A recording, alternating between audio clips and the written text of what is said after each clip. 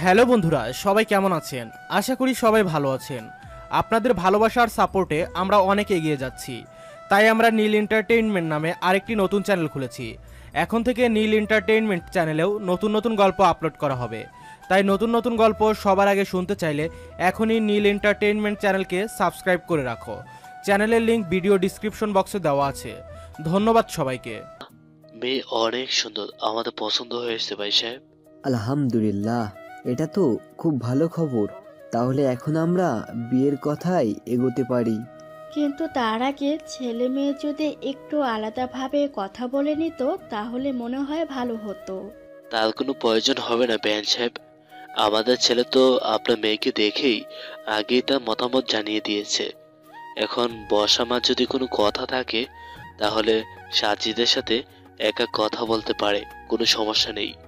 রকিবউদ্দিন তার স্ত্রীর দিকে একবার কড়া চোখে তাকিয়ে হাসি মুখে বলল, না না, তার কোনো প্রয়োজন হবে না। আমাদের মতামতই বর্ষার মতামত। কি বলিস বর্ষা? বর্ষা তার বাবার কথায় মাথা নেড়ে সম্মতি জানালো।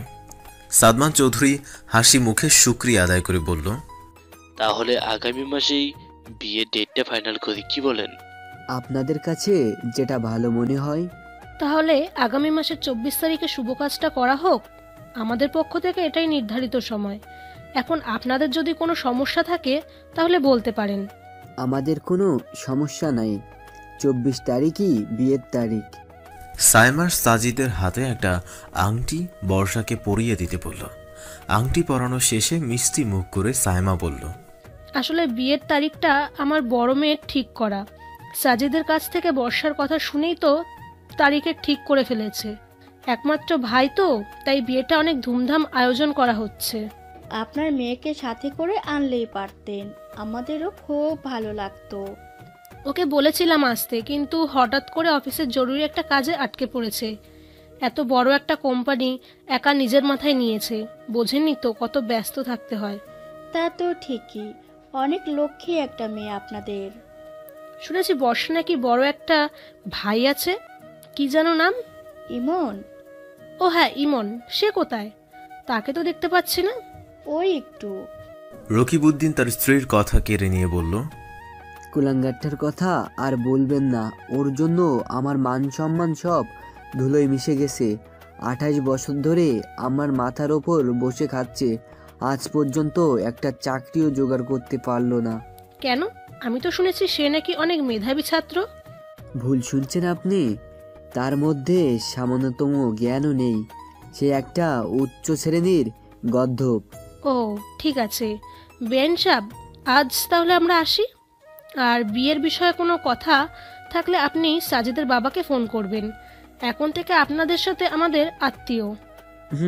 তা তো অবশ্যই ভালো। থাকবেন আপনারা। বাসার গেট পর্যন্ত এগিয়ে আসলো রাবেয়া। বাইরে রাখা সাদা গাড়িতে করে চৌধুরী পরিবার তাদের বাসায় চলে গেল। রাবেয়া দরজা আটকে তার স্বামীর সামনে নিচু গলায় বলল, এভাবে মেহমানদের সামনে নিজের ছেলেকে ছোট না করলেই পারতেন। রকিবউদ্দিন সোফায় বসতে বসতে প্রত্যুত্তরে বলল, আমি কি কিছু ভুল বলছি? আজ পর্যন্ত আমাদের ছেলে কিছু করতে পেরেছে শুধু আমাদের মান সম্মান ইজ্জত নষ্ট করা ছাড়া? তবুও আপনার এভাবে বলা ঠিক হয়নি। ওনারা আমাদের আত্মীয় হতে চলেছে, কি ভাববে আমাদের বিষয়ে? দেখো রাবেয়া, আমাকে কিছু শেখাতে আসবে না। ওনারা আত্মীয় হবে বলে আমি কথাটা বলছি। আত্মীয়র কাছে কিছু লুকায়নি। তাই বলে নিজের ছেলেকে নিয়ে এভাবে বলতে আপনার মুখে আটকালো না? না, আটকালো না। সত্যি কথা আমার মুখে কখনো আটকায় না। আর তুমি যে তোমার গণ্ডধর ছেলেকে নিয়ে এত প্রশ্ন করছো, সে এখন কোথায়? নিজের বোনের এনগেজমেন্টেও বাসায় থাকতে পারলো না। কি এত কাজ? ও তো ছাত্র পড়াতে গেছে। বাহ, ছাত্র পড়াতে গেছে? ছোট বোনের এনগেজমেন্ট দিনও সে ছাত্র পড়াতে গেছে? ওর জন্য আমার বাইরে মুখ দেখাতেও লজ্জা করে। এত কষ্ট করে টাকা পয়সা দিয়ে পড়াশোনা করলাম, আর সে এখন টিউশনি করাচ্ছে। রাবেয়া তার স্বামীর কথার প্রত্যুত্তরে কিছু বলার আগেই বাসার কলিং বেল বেজে উঠল। রুম থেকে বর্ষা দৌড়ে এসে দরজাটা খুলে দিল। পকেট থেকে টিস্যু বের করে মুখের ঘাম মুছে নিল ইমন। সামনে তাকিয়ে দেখল কাঠালি রঙের একটা শাড়ি পরে বর্ষা দাঁড়িয়ে আছে, হালকা সাজগোজ করছে। ভ্রু যুগল কুচকে মুখে প্রসারিত হাসি নিয়ে বলল, বাহ, তোকে তো একদম বউয়ের মতো লাগছে। বর্ষা কিছুটা লজ্জার ভঙ্গিতে বলল। ভিতরে এসো। পা বাড়িয়ে ভেতরে যেতেই বাবা সামনে থেকে তীক্ষ্ণ দৃষ্টিতে তাকালো। গলা উঁচিয়ে ভারী গলায় বলল, দাঁড়াও এখানে। মাথাটা নিচু করে চুপচাপ দাঁড়িয়ে পড়ল ইমন। ধারালো কণ্ঠে প্রশ্ন ছুড়ল বাবা, কোথায় ছিলে এতক্ষণ? একটা নতুন টিউশনি নিয়েছি, তাই আসতে একটু দেরি হয়ে গেল। একটু দেরি? তোর কি কোনোদিনও বুদ্ধি হবে না? আজ তোর বোনের এনগেজমেন্ট, অথচ আজকেই দিনটাও তোকে বাইরে থাকতে হলো। খানিকটা অবাক হয়ে বাবার দিকে তাকিয়ে ইমন বলল, এঙ্গেজমেন্ট হয়েছে? আমি তো জানতাম আজ শুধু দেখতে আসবে। বর্ষাকে দেখে তাদের পছন্দ হয়ে গেছে, তাই আংটিটা পরিয়ে গেছে। ও আচ্ছা। গত সপ্তাহে যে চাকরি ইন্টারভিউ দিলি, তার কি খবর? আজকে জানানোর কথা ছিল, কিন্তু এখনো কিছু জানাইনি। কি করে জানাবে? তোর মতো গন্ডককে কে চাকরি দিবে? কত করে বললাম পড়াশোনাটা মনোযোগ দিয়ে কর, কিন্তু আমার কথা কোনোদিন কানে তুলছোস? মাস্টার্সে উঠে বড়লোকের বাবার মেয়ের সাথে প্রেম, আবার তাকে পালিয়ে নিয়ে বিয়ে করলি।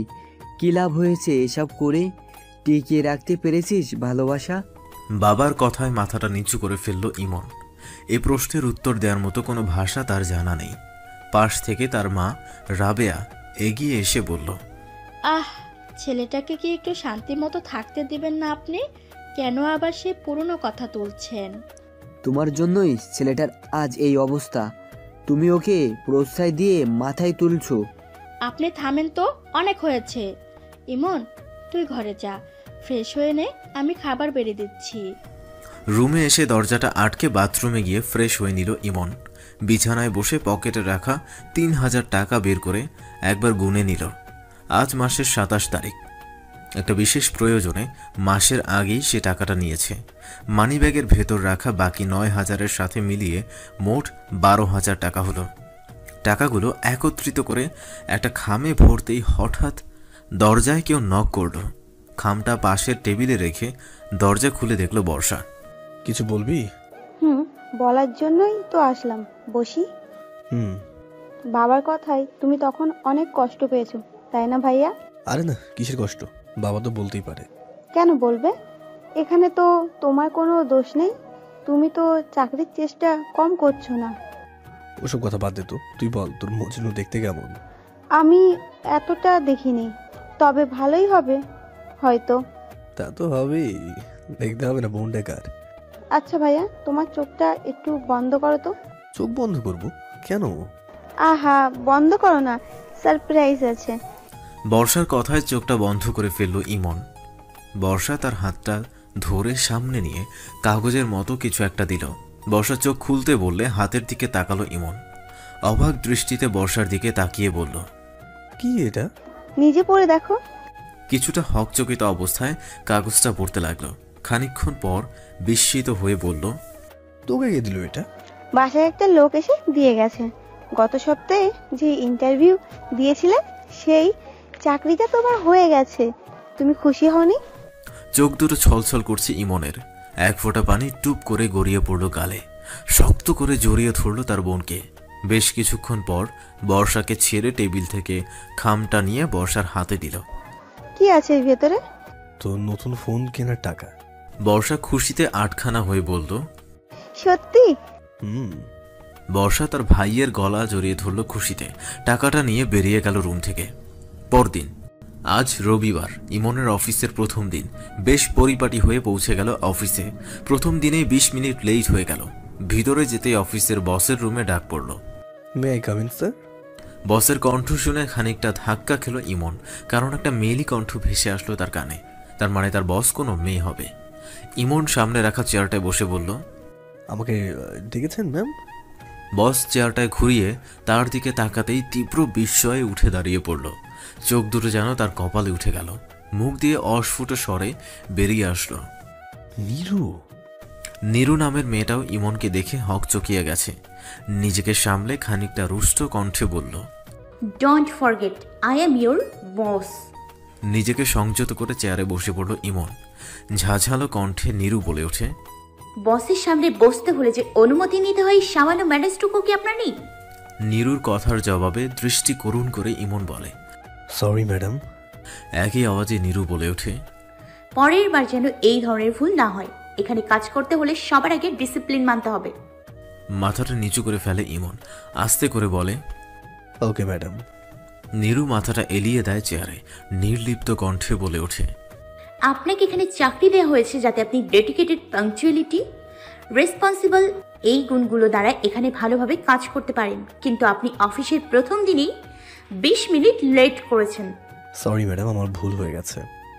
মুখে বাঁকা হাসি নীরুর, মনে জটিলতা। চেহারায় যথাসম্ভব সহজ ভাব এনে বলে, প্রথম দিন বলে মাফ করে দিচ্ছি, এখন আপনি আসতে পারেন। Thank you. ওয়েট, এই ফাইলগুলো নিয়ে যান। আজকের মধ্যে সবগুলো ফাইল কমপ্লিট করে জমা দেবেন। ফাইলগুলো নিয়ে তড়িঘড়ি করে বেরিয়ে আসে ইমন। তার সমস্ত শরীর জুড়ে এক চিরচেনা শিহরণ বয়ে যাচ্ছে। পুরনো স্মৃতিগুলো বারংবার উকি দিচ্ছে মনে। মাথায় আসছে সেই 4 বছর আগের দিনটার কথা। 12ই জুন, বৃহস্পতিবার। না চাইতেও সেদিনটার কথা গেঁথে গেছে মনে, যেদিন নীরুর চোখে ছিল শুধু একরাশ বিরক্তি আর হতাশা। হাতের লাগেজটা ধপাস করে ইমনের সামনে ফ্লোরে রেখে সেদিন নীরু বলেছিল, আমি বিরক্ত। কেন? I want divorce. কথাটা এসে তীরের মতো বিঁধে ইমনের বুকে। পাহাড় সমান কৌতূহল আর হতবাক দৃষ্টি নিয়ে ইমন বলে, কি হয়েছে নীরু তোমার? শরীর ঠিক আছে তো? তেতে আসে নীরু, গলা উঁচিয়ে বলে, আমার শরীর ঠিক আছে। আমি যেটা বলেছি ভেবে চিনতে বলছি। তোমার সাথে থাকাটা আমার পক্ষে আর সম্ভব না। আমি মুক্তি চাই ইমন। কিন্তু আমার ভুলটা? তোমার কোনো ভুল নেই, সব ভুল আমার। তোমার মতো একটা ছোট লোককে বিয়ে করাটাই আমার সবচেয়ে বড় ভুল। বোকার মতো তোমার সাথে 6টা মাস একই ছাদের নিচে থেকে দ্বিতীয়বার ভুল করেছি আমি। আমি কি তোমায় জোর করেছিলাম বিয়ে করতে? আমার অবস্থা জেনেই তুমি আমাকে বিয়ে করতে রাজি হয়েছিলে। আমি তর্কে যেতে চাচ্ছি না, আমার মতামতটা তোমায় জানিয়ে দিলাম। আর আমি এখন বাবার বাড়ি চলে যাচ্ছি। ডিভোর্স লেটারটা পাঠিয়ে দিব, সই করে দিও।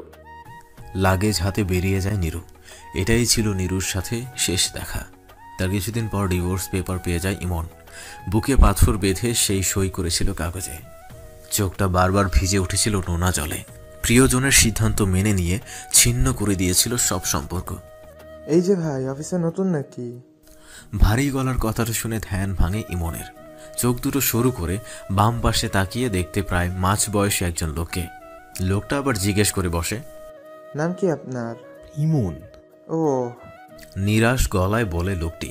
পরক্ষণেই আবার উৎকণ্ঠা নিয়ে বলে ওঠে, আমার নাম সিরাজ আহমেদ, আপনার সিনিয়র কলিগ। আপনি চাইলে শুধু সিরাজ বলেই ডাকতে পারেন। আমি খুবই বন্ধুসুলভ। সিরাজের কথার প্রত্যুত্তরে মুচকি হাসে ইমন। ঘাড় ঘুরিয়ে আবারও কাজে মনোযোগ দেয়। বেশ কিছুক্ষণ পর কারো উপস্থিতিতে সামনে তাকায় ইমন। অফিসের পিয়ন জারিফ এসে বলে।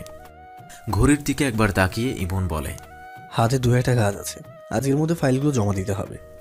পিয়নের কথার জবাবে কিছু না বলে কাজের দিকে নজর দেয় ইমন।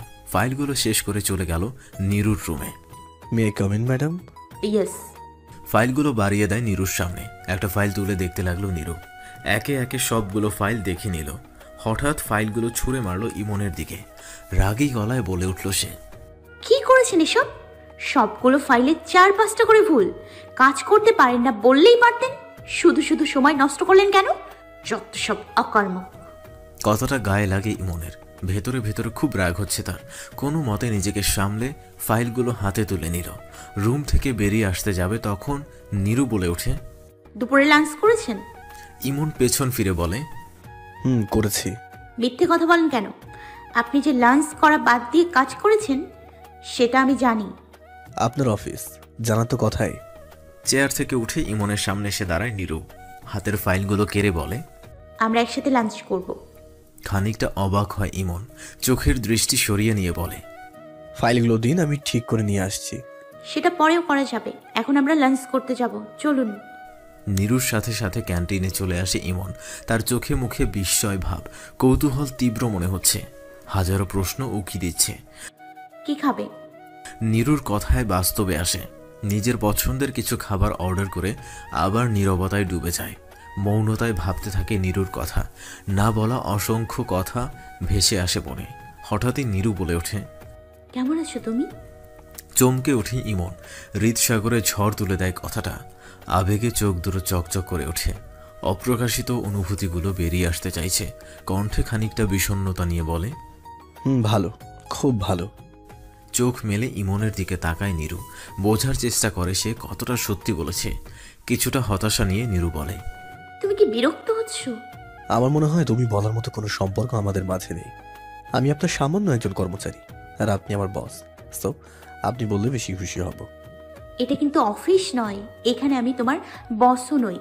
অন্য কিছুও নন। চুপ হয়ে যায় নীরু। দুজনের মৌনতা ভাঙতে বেয়ারা খাবার নিয়ে আসলো। চুপচাপ খাবারটা খেয়ে উঠে আসে ইমন। বিলটা পরিশোধ করে একাই অফিসে চলে গেল। টেবিলের ফাইলগুলো ঠিক করতে করতে রাত হয়ে গেল। ফাইলগুলো জমা দিয়ে অফিস থেকে বেরিয়ে আসলো। হাত ঘড়িতে দেখলো রাত 8টা বাজে। একটা রিক্সা ঠিক করে বাসায় চলে আসলো।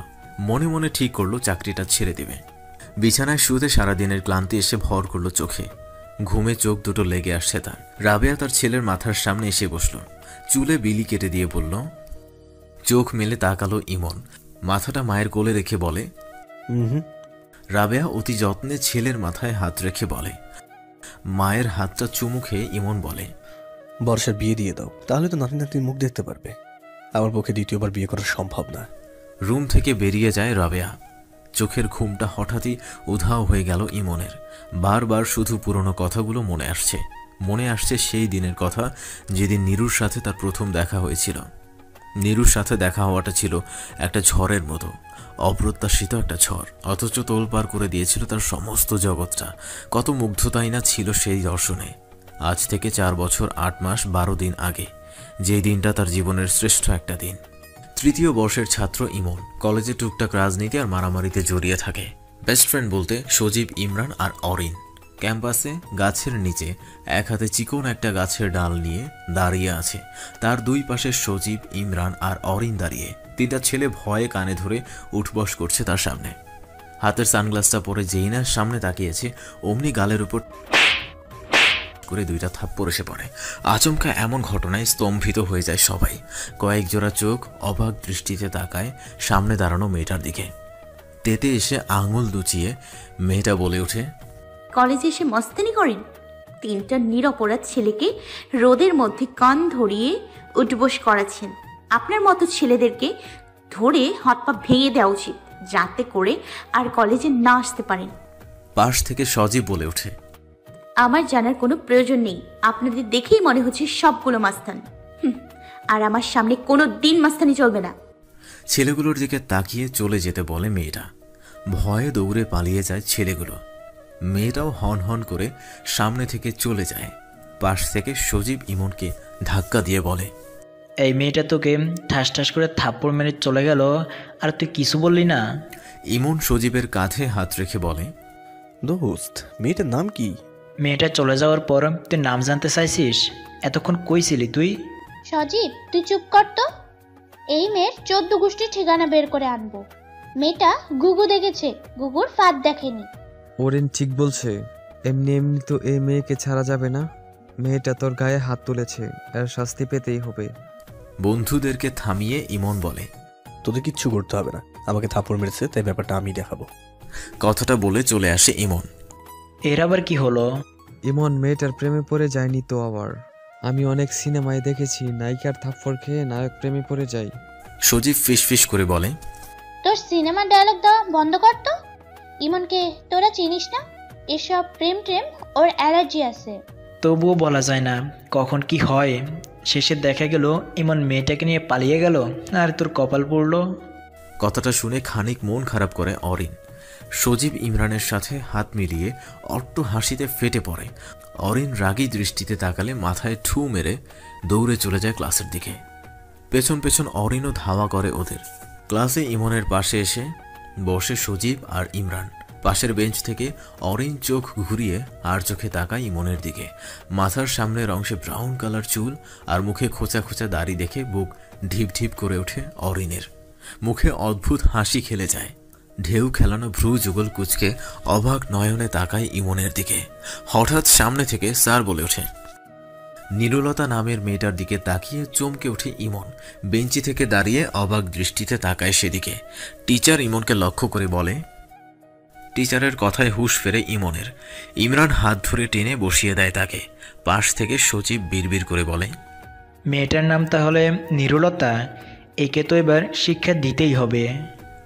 ইমনকে ধাক্কা দিয়ে ইমরান বলে, তুই হঠাৎ চুপ হয়ে গেলি? তুই কি মেয়েটাকে দেখে ক্রাশ খেয়েছিস নাকি? এইসব ক্রাশ বাঁশের মধ্যে আমি একদমই নেই। আমি তো শুধু এটা ভেবে অবাক হচ্ছি যে মেয়েটা প্রথম দিন কলেজে এসে একটা অচেনা ছেলেকে থাপ্পড় মারল। মেয়েটার সাহস আছে প্রচুর। সাহস কতটুকু সেটা পরে দেখা যাবে, আগে ক্লাস শেষ হোক। ক্লাস শেষে বেরিয়ে আসি নিরুলতা। সামনে এসে পথ আটকায় ইমন। উদাস ভঙ্গিতে নিরুলতা জিজ্ঞেস করে, কিছু বলবেন? পিছন থেকে সজীব বলে, তখন আমার বন্ধুকে থাপ্পড় মারার জন্য এখন সরি বলবেন। সরি বলবো কেন? থাপ্পড় মেরেছি, বেশ করেছি। এরকম ছেলেকে থাপ্পড় মারাই উচিত। ইমন মুখটা তুলে তার দিকে তাকিয়ে বলে, আপনি কিন্তু কিছু না জেনেই আমাকে দোষারোপ করছেন। ওই ছেলেগুলো একটা মেয়েকে বারবার টিজ করছিল, তাই ওদেরকে শাস্তি দিচ্ছিলাম।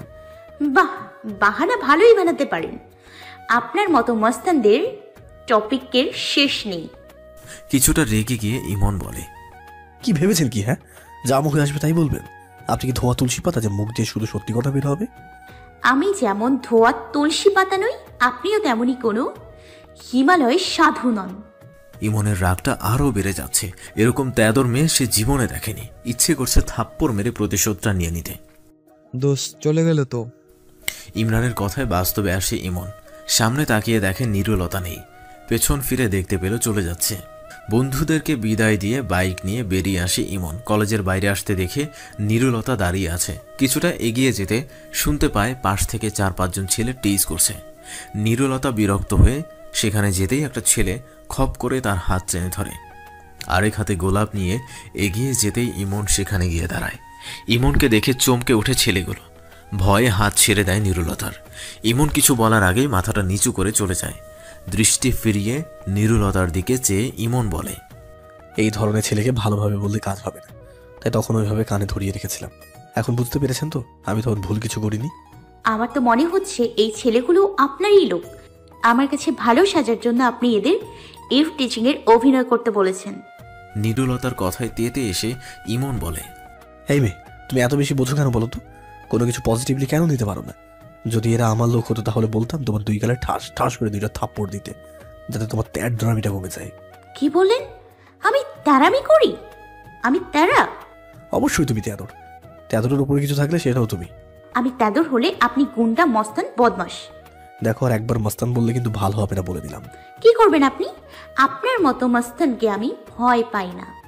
কথাটা বলতেই নিরুলতার হাত ধরে টেনে নিজের বুকে জড়িয়ে নেয় ইমন। জোর করে ঠোঁট বসিয়ে দেয় তার ঠোঁটে। অনেক চেষ্টা করেও ছড়াতে পারছে না নিরুলতা। কিছুক্ষণ পর ছেড়ে দিয়ে মুখে বাঁকা হাসি দিয়ে ইমন বলে, মাস্তানি করে তোমার ভেজা ঠোঁটে স্বাদ নিলাম। রাগে গজগজ করে ওঠে নিরুলতা। চোখ দুটো থেকে যেন আগুন বের হচ্ছে। দৃষ্টি দিয়ে বুঝি খেয়ে ফেলবে ইমনকে। ঠোঁট জোড়া মুছে রাগী স্বরে বলে, এটা তুই কি করলি? আজ তোর একদিন, আর আমার যতদিন লাগে। ধেয়ে আসে ইমনের দিকে, কিন্তু তাকে আর পায় কে? বাইক নিয়ে এতক্ষণে কলেজ ছেড়ে চলে গেছে। সরাসরি বাসার সামনে এসে বাইক থামায় ইমন। ভিতরে এসে আগে গোসলটা সেরে ফ্রেশ হয়ে নেয়। ফ্রিজে রাখা কিছু খাবার চুলোয় বসাতে ফোন বেজে ওঠে। এক হাতে ফোন রিসিভ করে দেখতে পায় অরিনের কল। মিষ্টি গলায় অরিন বলে, বাসায় পৌঁছেছো কখন? বাসায় এসেছি তো ঘন্টা 2-এর মতো হবে। কেন বলতো? না, এমনি জানতে চাইলাম। কি করছো এখন? তোর হঠাৎ কি হয়েছে বলতো? শরীর টরীর খারাপ করছে নাকি? শরীর খারাপ করবে কেন? আমি সুস্থ আছি। সেটা খুবই ভালো কথা, কিন্তু তুই হঠাৎ আমাকে তুমি করে বলছিস কেন? হঠাৎ ইচ্ছে হলো তাই। শুনতে ভালো লাগছে না। সিরিয়াসলি, তোর মুখে তুমি শুনে নিজেকে মঙ্গল গ্রহের কোনো প্রাণী মনে হচ্ছে। আচ্ছা বাদ দাও তো, কিছু খেয়েছো? ভালো কথা মনে করে দিয়েছিস, আমি তো ভুলে গিয়েছিলাম। চুলোর উপর রান্না বসিয়েছি, এখন একটু পরে কথা বলবো। ফোনটা কেটে তড়িঘড়ি করে রান্নাঘরে গেল ইমন। পোড়া পোড়া গন্ধ আসছে নাকে। খাবারগুলো মনে হয় সব পুড়ে গেল। বিছানায় হেলান দিয়ে বই পড়ছে ইমন। বইটা বন্ধ করে বালিশ টেনে ঘুমিয়ে পড়ে। ফোনের শব্দে ঘুম ভাঙতে দেখে সজীব ফোন করেছে। রিসিভ করে ঘুম জড়ানো কণ্ঠে ইমন বলে, বল। এই সন্ধ্যাবেলায় তুই ঘুমাচ্ছিস? বাসায় একা আছি। কেন, আঙ্কেল আন্টি কোথায় গেছে? আব্বু আম্মু আর বর্ষা নানু বাড়ি গেছে। তাহলে দোস্ত আমি আসবো তোর বাসায়? আজ না, অন্য কোনো দিন। সজীব নিরাশ গলায় বলে, ওকে। আর কিছু বলবি? কালকে কলেজে গেলে সেখানেই কথা হবে। ওকে, বাই। ফোনটা রেখে আবার ঘুমিয়ে পড়ে ইমন। কিছুক্ষণ পর আবার ফোনটা বেজে ওঠে। এবার অরিন ফোন করেছে। বিরক্ত হয়ে সাইলেন্ট করে রেখে দেয় ফোনটা। পরের দিন সকালে ফ্রেশ হয়ে বাইক নিয়ে বেরিয়ে পড়ে। ফ্রিজে রাখার সব খাবার শেষ হয়ে গেছে। এখন নাস্তাটা বাইরে কোনো একটা হোটেলে করতে হবে তার। বাইক দাঁড় করিয়ে একটা হোটেলে নাস্তা করে নেয়। বাইরে এসে বাইকে চড়তেই পাশ দিয়ে একটা রিক্সা চলে যায়। এক পলকের জন্য নিরুলতাকে চোখে পড়ে। বাইক স্টার্ট দিয়ে রিক্সার পাশে চলে আসে। রিক্সার ওপর থেকে ঘাড় ঘুরিয়ে পাশে তাকায় নিরুলতা। ইমনকে দেখে মুখ বাঁকা করে আবার অন্যদিকে তাকায়। রিক্সাটার সামনে গিয়ে বাইক থামায় ইমন। চোখের সানগ্লাসটা নামিয়ে নিরুলতার কাছে গিয়ে বলে, রিক্সা থেকে নামো। রাগী স্বরে নিরুলতা বলে, রিক্সা থেকে কেন নামবো? একটা জরুরি কথা আছে, নামো তারপর বলছি। না, আমি নামবো না, যা বলার এখানেই বল। নিরুলতার হাত ধরে টেনে নামায় ইমন। তার কিছু বলার আগেই ইমন বলে, পিছনে তোমার জামার ফিতে খুলে অন্তর্বাস দেখা যাচ্ছে, বেঁধে নাও। লজ্জায় মুখটা কাচুমাচু করে ফেলে নিরুলতা। পিঠটা বাঁকা করে বুঝতে পারে ইমন সত্যি বলছে। লজ্জায় তার মুখটা লাল হয়ে গেছে। কি করবে এখন কিছুই মাথায় আসছে না। ইমন তার অবস্থাটা বুঝতে পেরে বলে ওঠে, তুমি চাইলে আমার শার্টটা আপাতত নিতে পারো, কলেজে গিয়ে আবার ফেরত দিয়ে দেবে। কিছু বলে না নিরুলতা। করুণ দৃষ্টিতে তাকায় ইমনের দিকে। টি শার্টের উপরে থাকা শার্টটা খুলে এগিয়ে দেয় ইমন। শার্টটা গায়ে দিতে ইমন বলে, আমরা যেহেতু একই কলেজে যাচ্ছি সেহেতু একসাথেই কিন্তু যেতে পারি, তাই না? মুখ দিয়ে বিড়বিড় করে কিছু বলে ওঠে নিরুলতা। পার্স থেকে রিক্সার ভাড়া মিটিয়ে বাইকে উঠে বসে। কলেজ ক্যাম্পাসে আসতেই বন্ধুরা সবাই এগিয়ে আসে। অরিনকে উদ্দেশ্য করে ইমন বলে, নিরুলতার সাথে যা তো, ওকে একটু হেল্প কর। কিছুটা অবাক হয়ে নিরুলতার সাথে চলে যায় অরিন। সজীব ইমনের দিকে চেয়ে বলে, তুই এই মেয়েটাকে বাইকে করে কলেজে নিয়ে আসলি কেন? নিরুকে কলেজে নিয়ে আসা কি অপরাধ? তোর কথাবার্তা আমার সুবিধার ঠেকছে না। সত্যি করে বলতো, তুই মেয়েটার প্রেমে পড়ে যাসনি তো? আর কি সব বলছিস? জাস্ট বিপদে পড়েছে বলেই বাইকে লিফট দিয়ে নিয়ে এসেছি। এখানে প্রেম পড়ার মতো কিছু হয়নি তো। না হলেই ভালো, নয়তো দেখা যাবে কলেজের সব মেয়েরাই ক্রাশ ইমন মেধাবী ছাত্রী নিরুলতার প্রেমে হাবুডুবু খাচ্ছে। এই টপিকে একটা পূর্ণদৈর্ঘ্য বাংলা ছায়াছবি হয়ে যাবে। তোর ছায়াছবির কাহিনী বাদ দিত, অসহ্য লাগছে। অস্বচ্ছ লাগছে আর কিছু না দোষ, এটাই বাস্তব। বন্ধুদের মাঝে থেকে উঠে আসে ইমন। পিছন থেকে সজীব আর ইমরান একে অপরের মুখ চাওয়াচাওয়ি করে। করিডোরে আসতেই ইমনের হাত টেনে ধরে অরিন। অভিমানী সুরে অরিন বলে, গতকাল তুই আমার ফোন ধরলি না কেন? কখন? গতকাল রাতে তোকে মিনিমাম 20 বার কল করেছি। ও, তখন আমি ঘুমিয়েছিলাম তাই বুঝতে পারিনি। মিথ্যা কথা বলিস কেন? আমার ফোনে বিরক্ত হচ্ছিলি বললেই পারিস। আরে আজব তো, তোকে আমি মিথ্যে কেন বলবো? তুই আমার ফ্রেন্ড না? শুধু ফ্রেন্ড? Best friend. এখন চল তো ক্লাসে যাব। ওকে। হঠাৎ দাঁড়িয়ে যায় ইমন। অরিনের দিকে তাকিয়ে ব্যস্ত হয়ে বলে, দোস্ত তুই ক্লাসে যা, আমি একটু পরে আসছি। অরিনের সামনে থেকে চলে আসে ইমন। হঠাৎ তার এমন আচরণে অবাক হয়ে যায় অরিন। বুঝে উঠতে পারে না কি এমন জরুরি কাজ থাকতে পারে তার। বিশাল করিডোরে আশেপাশে তাকিয়ে নিরুকে খুঁজে যাচ্ছে ইমন। ক্যাম্পাসের কোথাও না পেয়ে ডিপার্টমেন্টে আসতে দোতলায় সিঁড়ির উপর দেখা পায় নিরুলতার। পাশ কাটিয়ে চলে যাচ্ছিল নিরু। ইমন সামনে গিয়ে দাঁড়িয়ে বলে, এইভাবে না দেখার ভান করে চলে যাচ্ছ কেন? তো কি করব, আপনার সাথে তো আমার কোনো কথা থাকতে পারে না। কেন থাকতে পারে না? জানি না, আমাকে ক্লাসে যেতে হবে, সামনে থেকে সরুন। ইমনকে এড়িয়ে চলে যায় নিরু। নিরুর কথায় বেশ অবাক হয়েছে ইমন।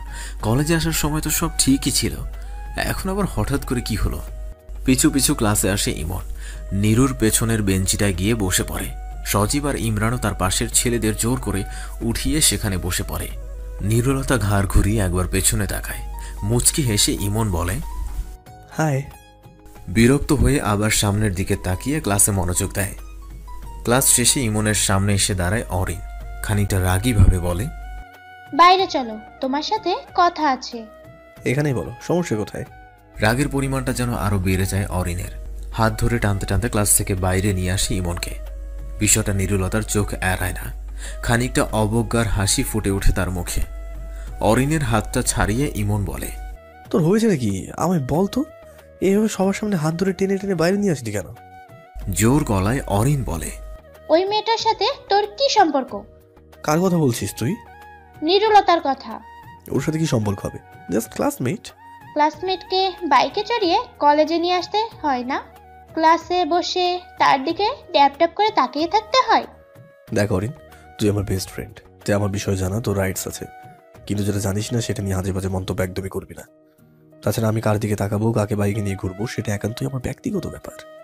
চুপ হয়ে যায় অরিন, মাথাটা নিচু করে ফেলে। ইমনের কথাগুলো সহ্য হয় না তার। চোখের কোণে দুফোঁটা জল এসে জমা হয়। অরিনের সামনে থেকে চলে আসতে ঘুরে দাঁড়ানো নিরুলতাকে চোখে পড়ে ইমনের। তাকে দেখে সেখান থেকে সরে যায় নিরুলতা, নিজেকে ব্যস্ত করে ফেলে বন্ধুদের আড্ডায়। হঠাৎ সজীব আর ইমরান এসে দাঁড়ায় ইমনের সামনে। কণ্ঠে অস্থিরতা নিয়ে সজীব বলে, দোস্ত তুই এখনই আমাদের সাথে চল। কোথায়? প্রিয়ন্তীর কলেজে। ওকে একটা ছেলে রাস্তায় আটকিয়ে রেখেছে, বাসায় আসতে দিচ্ছে না। ছেলেটা নাকি কিছুদিন ধরেই ওকে ফলো করছিল। ঠিক আছে, চল দেখছি। বন্ধুদের সাথে প্রিয়ন্তীর কলেজে চলে যায় ইমন। নিরুলতা পেছনে তাকিয়ে হঠাৎ ইমনকে না দেখে কিছুটা হতাশ হয়ে যায়। বিষণ্ণতা ভর করে বসে মনে। প্রিয়া নিরুর কাঁধে হাত রেখে বলে, না তেমন কিছু না, আমাকে বাসায় ফিরতে হবে। আসি, বাই, ভালো থাকো। বন্ধুদের মাঝ থেকে উঠে এসে আশেপাশে তাকিয়ে ইমনকে খুঁজতে থাকে নিরুলতা। কলেজ থেকে বেরিয়ে একটা রিক্সা করে চলে আসে বাসায়। প্রিয়ন্তীর কলেজের সামনে এসে দাঁড়িয়ে পড়ে ইমন। সামনেই কয়েকটা ছেলে বাইক থামিয়ে পথ আটকে রেখেছে প্রিয়ন্তীর। একটা ছেলে কড়াভাবে প্রিয়ন্তীর সাথে কথা বলছে। সজীব রেগে গিয়ে পাশে দাঁড়ায় প্রিয়ন্তীর। ছেলেটার দিকে তাকিয়ে রাগী গলায় বলে, কি সমস্যা? রাস্তায় দাঁড়িয়ে এভাবে ইপটিজিং করছেন কেন? বাসায় নিজের মা বোন নেই? বাইক থেকে নেমে সোজা হয়ে দাঁড়ায় ছেলেটা, আঙুল উঁচিয়ে বলে। ছেলেটার কথায় রেগে এসে তার কলার ধরে ইমন, কষিয়ে একটা থাপ্পড় বসিয়ে দেয় তার গালে। বাইক টোপকে রাস্তার ওপারে পড়ে যায়। পাশে থাকা তিনটা ছেলে ক্ষেপে উঠে এগিয়ে আসে তাদের দিকে, কষে লাথি বসিয়ে দেয় ইমন। বাকিগুলোর অবস্থা বেহাল করে দেয় সজীব আর ইমরান দুজন মিলে। হঠাৎ প্রথম ছেলেটা পেছন থেকে স্টিক দিয়ে আঘাত করে ইমনের মাথায়। মাটিতে পড়ে যায় ইমন। ইমরান স্টিকটা কেড়ে নিয়ে মারতে থাকে ছেলেটাকে, আধমরা করে ফেলে তাকে। মাথায় এক হাত দিয়ে উঠে ইমন থামতে বলে ইমরানকে। কাছে এসে ছেলেটাকে একটা লাথি মেরে বলে, মেয়েদেরকে সম্মান করতে শেখ, নইলে ভবিষ্যতের চেয়েও খারাপ অবস্থা হবে। মাথায় একটা কাপড় বেঁধে ইমনকে হসপিটালে নিয়ে যায় তার বন্ধুরা। মাঝ রাস্তায় জ্ঞান হারিয়ে ফেলে ইমন। জ্ঞান ফিরতে মাথায় ততক্ষণে ব্যান্ডেজ করা হয়ে গেছে, হালকা ব্যথা করছে সেখানটায়। ডাক্তারের দিকে চেয়ে বলে, বাসায় ফিরতে পারবো কখন? 2 দিন হসপিটালে পড়ে থাকতে পারবো না, আজকে বাসায় ফিরতে হবে আমাকে। আব্বা আম্মু দুশ্চিন্তা করবে। দোস্ত আঙ্কেল আন্টিকে আমি খবর দিচ্ছি, তুই একটু রেস্ট নে। খবর দিতে হবে না, আমি বাসায় ফিরবো। হসপিটাল থেকে বেরিয়ে আসলো ইমন। হঠাৎ তার মনে হলো নিরুলতা এসেছে এখানে। সজীবকে লক্ষ্য করে ইমন বলে, দোস্ত নিরুকে খবর দিয়েছিস তোরা? না তো, আমরা 3 জন ছাড়া আর কেউ জানে না। তাহলে নিরু হসপিটালে কেন এসেছে? নিরু এখানে কেন আসবে? আর আসলেও আমরা দেখতে পেতাম। সজীবের কথায় চুপ হয়ে গেল ইমন। তাই তো, নিরু হলে তো তারাও দেখতে পেত। গাড়িতে উঠে বাসায় চলে আসে ইমন। বন্ধুদেরকে বিদায় দিয়ে বাসার দরজার সামনে এসে দাঁড়ায়। কলিং বেল চাপতেই কিছুক্ষণ পর ছোট বোন বর্ষা এসে দরজাটা খুলে দেয়। ফিসফিস করে ইমন বলে, আব্বু কোথায়? আব্বু তো ভেতরে, কিন্তু তোমার মাথায় ব্যান্ডেজ কেন? তেমন কিছু না, ছোট একটা চোট লেগেছে। ভয়ে ভয়ে বাসার ভেতর আসে ইমন। মনে মনে ভাবতে থাকে তার আব্বুর সামনে গিয়ে কি বলবে। সিঁড়ি দিয়ে নামতে নামতে রকিবউদ্দিন বলে, তোর মাথায় ব্যান্ডেজ লাগানো কেন? আমতা আমতা করে ইমন বলে, ছোটখাটো একটা বাইক অ্যাক্সিডেন্ট হয়েছে। বাইক অ্যাক্সিডেন্ট হয়েছে নাকি মারামারি করছিস? রাবেয়া তার ছেলের কাছে গিয়ে এগিয়ে গিয়ে বলে, আপনি একটু চুপ করেন তো। এমনিতে ছেলেটার মাথায় কত বড় আঘাত পেয়েছে, তার উপর আবার তাকে সন্দেহ করছেন। পানি চলে এসেছে রাবেয়ার চোখে। ইমনের দিকে তাকিয়ে মাথায় হাত রেখে বলে, ইস, কতখানি কেটে গেছে। আমাকে কষ্ট না দিলে তোর ভালো লাগে না? না, সব দোষ আসলে তোর বাবার। আমি আবার কি করলাম? আপনি তো বাইক কিনে দিয়েছেন, এই বাইকের কারণে আমার ছেলেটা আজ মরতে বসেছিল। উফ মা, চুপ করো তো। সামান্য একটু চোট লেগেছে, এত দুশ্চিন্তার কিছু হয়নি তো। তুই বললেই হলো, সামান্য চোট না কি সেটা তো দেখেই বোঝা যাচ্ছে। তুই রুমে যা, আমি তোর জন্য খাবার নিয়ে আসছি। রুমে এসে বিছানায় শুয়ে পড়ে ইমন। মাথাটা ব্যথা করছে তার। বর্ষা রুমে আসে। কথা বলতে ইচ্ছে করছে না ইমনের। চোখ দুটো বন্ধ করে ছোট করে বলে, কিছু বলবি? মাথায় কি অনেক ব্যথা করছে তোমার? হুম। অ্যাক্সিডেন্টটা হলো কিভাবে? এখন কথা বলতে ইচ্ছে করছে না, পরে এক সময় শুনিস। আচ্ছা। রাবেয়া খাবার হাতে রুমে প্রবেশ করে। ইমনের কপালে হাত দিয়ে তাপমাত্রা মেপে নেয় একবার। অনুনয় সুরে বলে, খাবারটা একটু খেয়ে নে, ভালো লাগবে। চোখ মেলে মুখটা হা করে ইমন। রাবেয়া হাতে খাবার নিয়ে খাইয়ে দেয়। অল্প কয়েক লোকমা খেতেই পানি খেয়ে নেয় ইমন। হাত নাড়িয়ে বলে, আর খেতে পারবো না, অনেক হয়েছে। রাবেয়া বর্ষার দিকে চেয়ে বলে, তোর ভাইয়ার ওষুধগুলো বের করে দে তো। ওষুধগুলো বের করে খাইয়ে দেয় ইমনকে। একটু পর সবাই চলে যেতে চুপটি করে বিছানায় শুয়ে পড়ে। দেখতে দেখতে 1 সপ্তাহ পার হয়ে যায়। 7 দিন ধরে কলেজে যায় না ইমন। বন্ধুরা বাসায় এসে কয়েকবার দেখে গেছে। আজ মোটামুটি সুস্থ, তাই কাঁধে ব্যাগ নিয়ে কলেজের উদ্দেশ্যে বের হয়েছে। কিন্তু বাইক ছাড়াই রিক্সা করে আজ কলেজ যেতে হবে। তার মা বাইকের চাবি লুকিয়ে রেখেছে। এই অবস্থায় সে বাইকে চড়তে দিবে না। বাসা থেকে কিছুটা দূরে রিক্সার জন্য দাঁড়িয়ে আছে। হঠাৎ তার সামনে একটা রিক্সা থেমে যায়। রিক্সার হুড নামাতেই নীরুকে দেখতে পায় সামনে। ইমনের দিকে তাকিয়ে নীরু বলে, রিক্সার জন্য অপেক্ষা করছেন? কিন্তু খালি রিক্সা পাচ্ছি না। আমরা তো একই কলেজে যাচ্ছি, একসাথে গেলে হয় না? মুচকি হেসে রিক্সায় উঠে পড়ে ইমন। মুখ ঘুরিয়ে নীরুর দিকে তাকিয়ে বলে, থ্যাঙ্কস। ধন্যবাদ দেওয়ার প্রয়োজন নেই। আপনি সেদিন আমাকে সাহায্য করেছিলেন, তাই আজ আমি আপনাকে সাহায্য করলাম। সাহায্যে কাটাকাটি।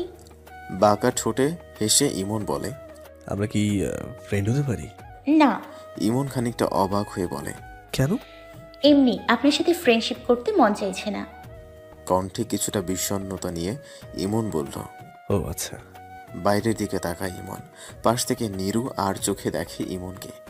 বিষণ্ণ চেহারা দেখে মায়া হয় নীরুর।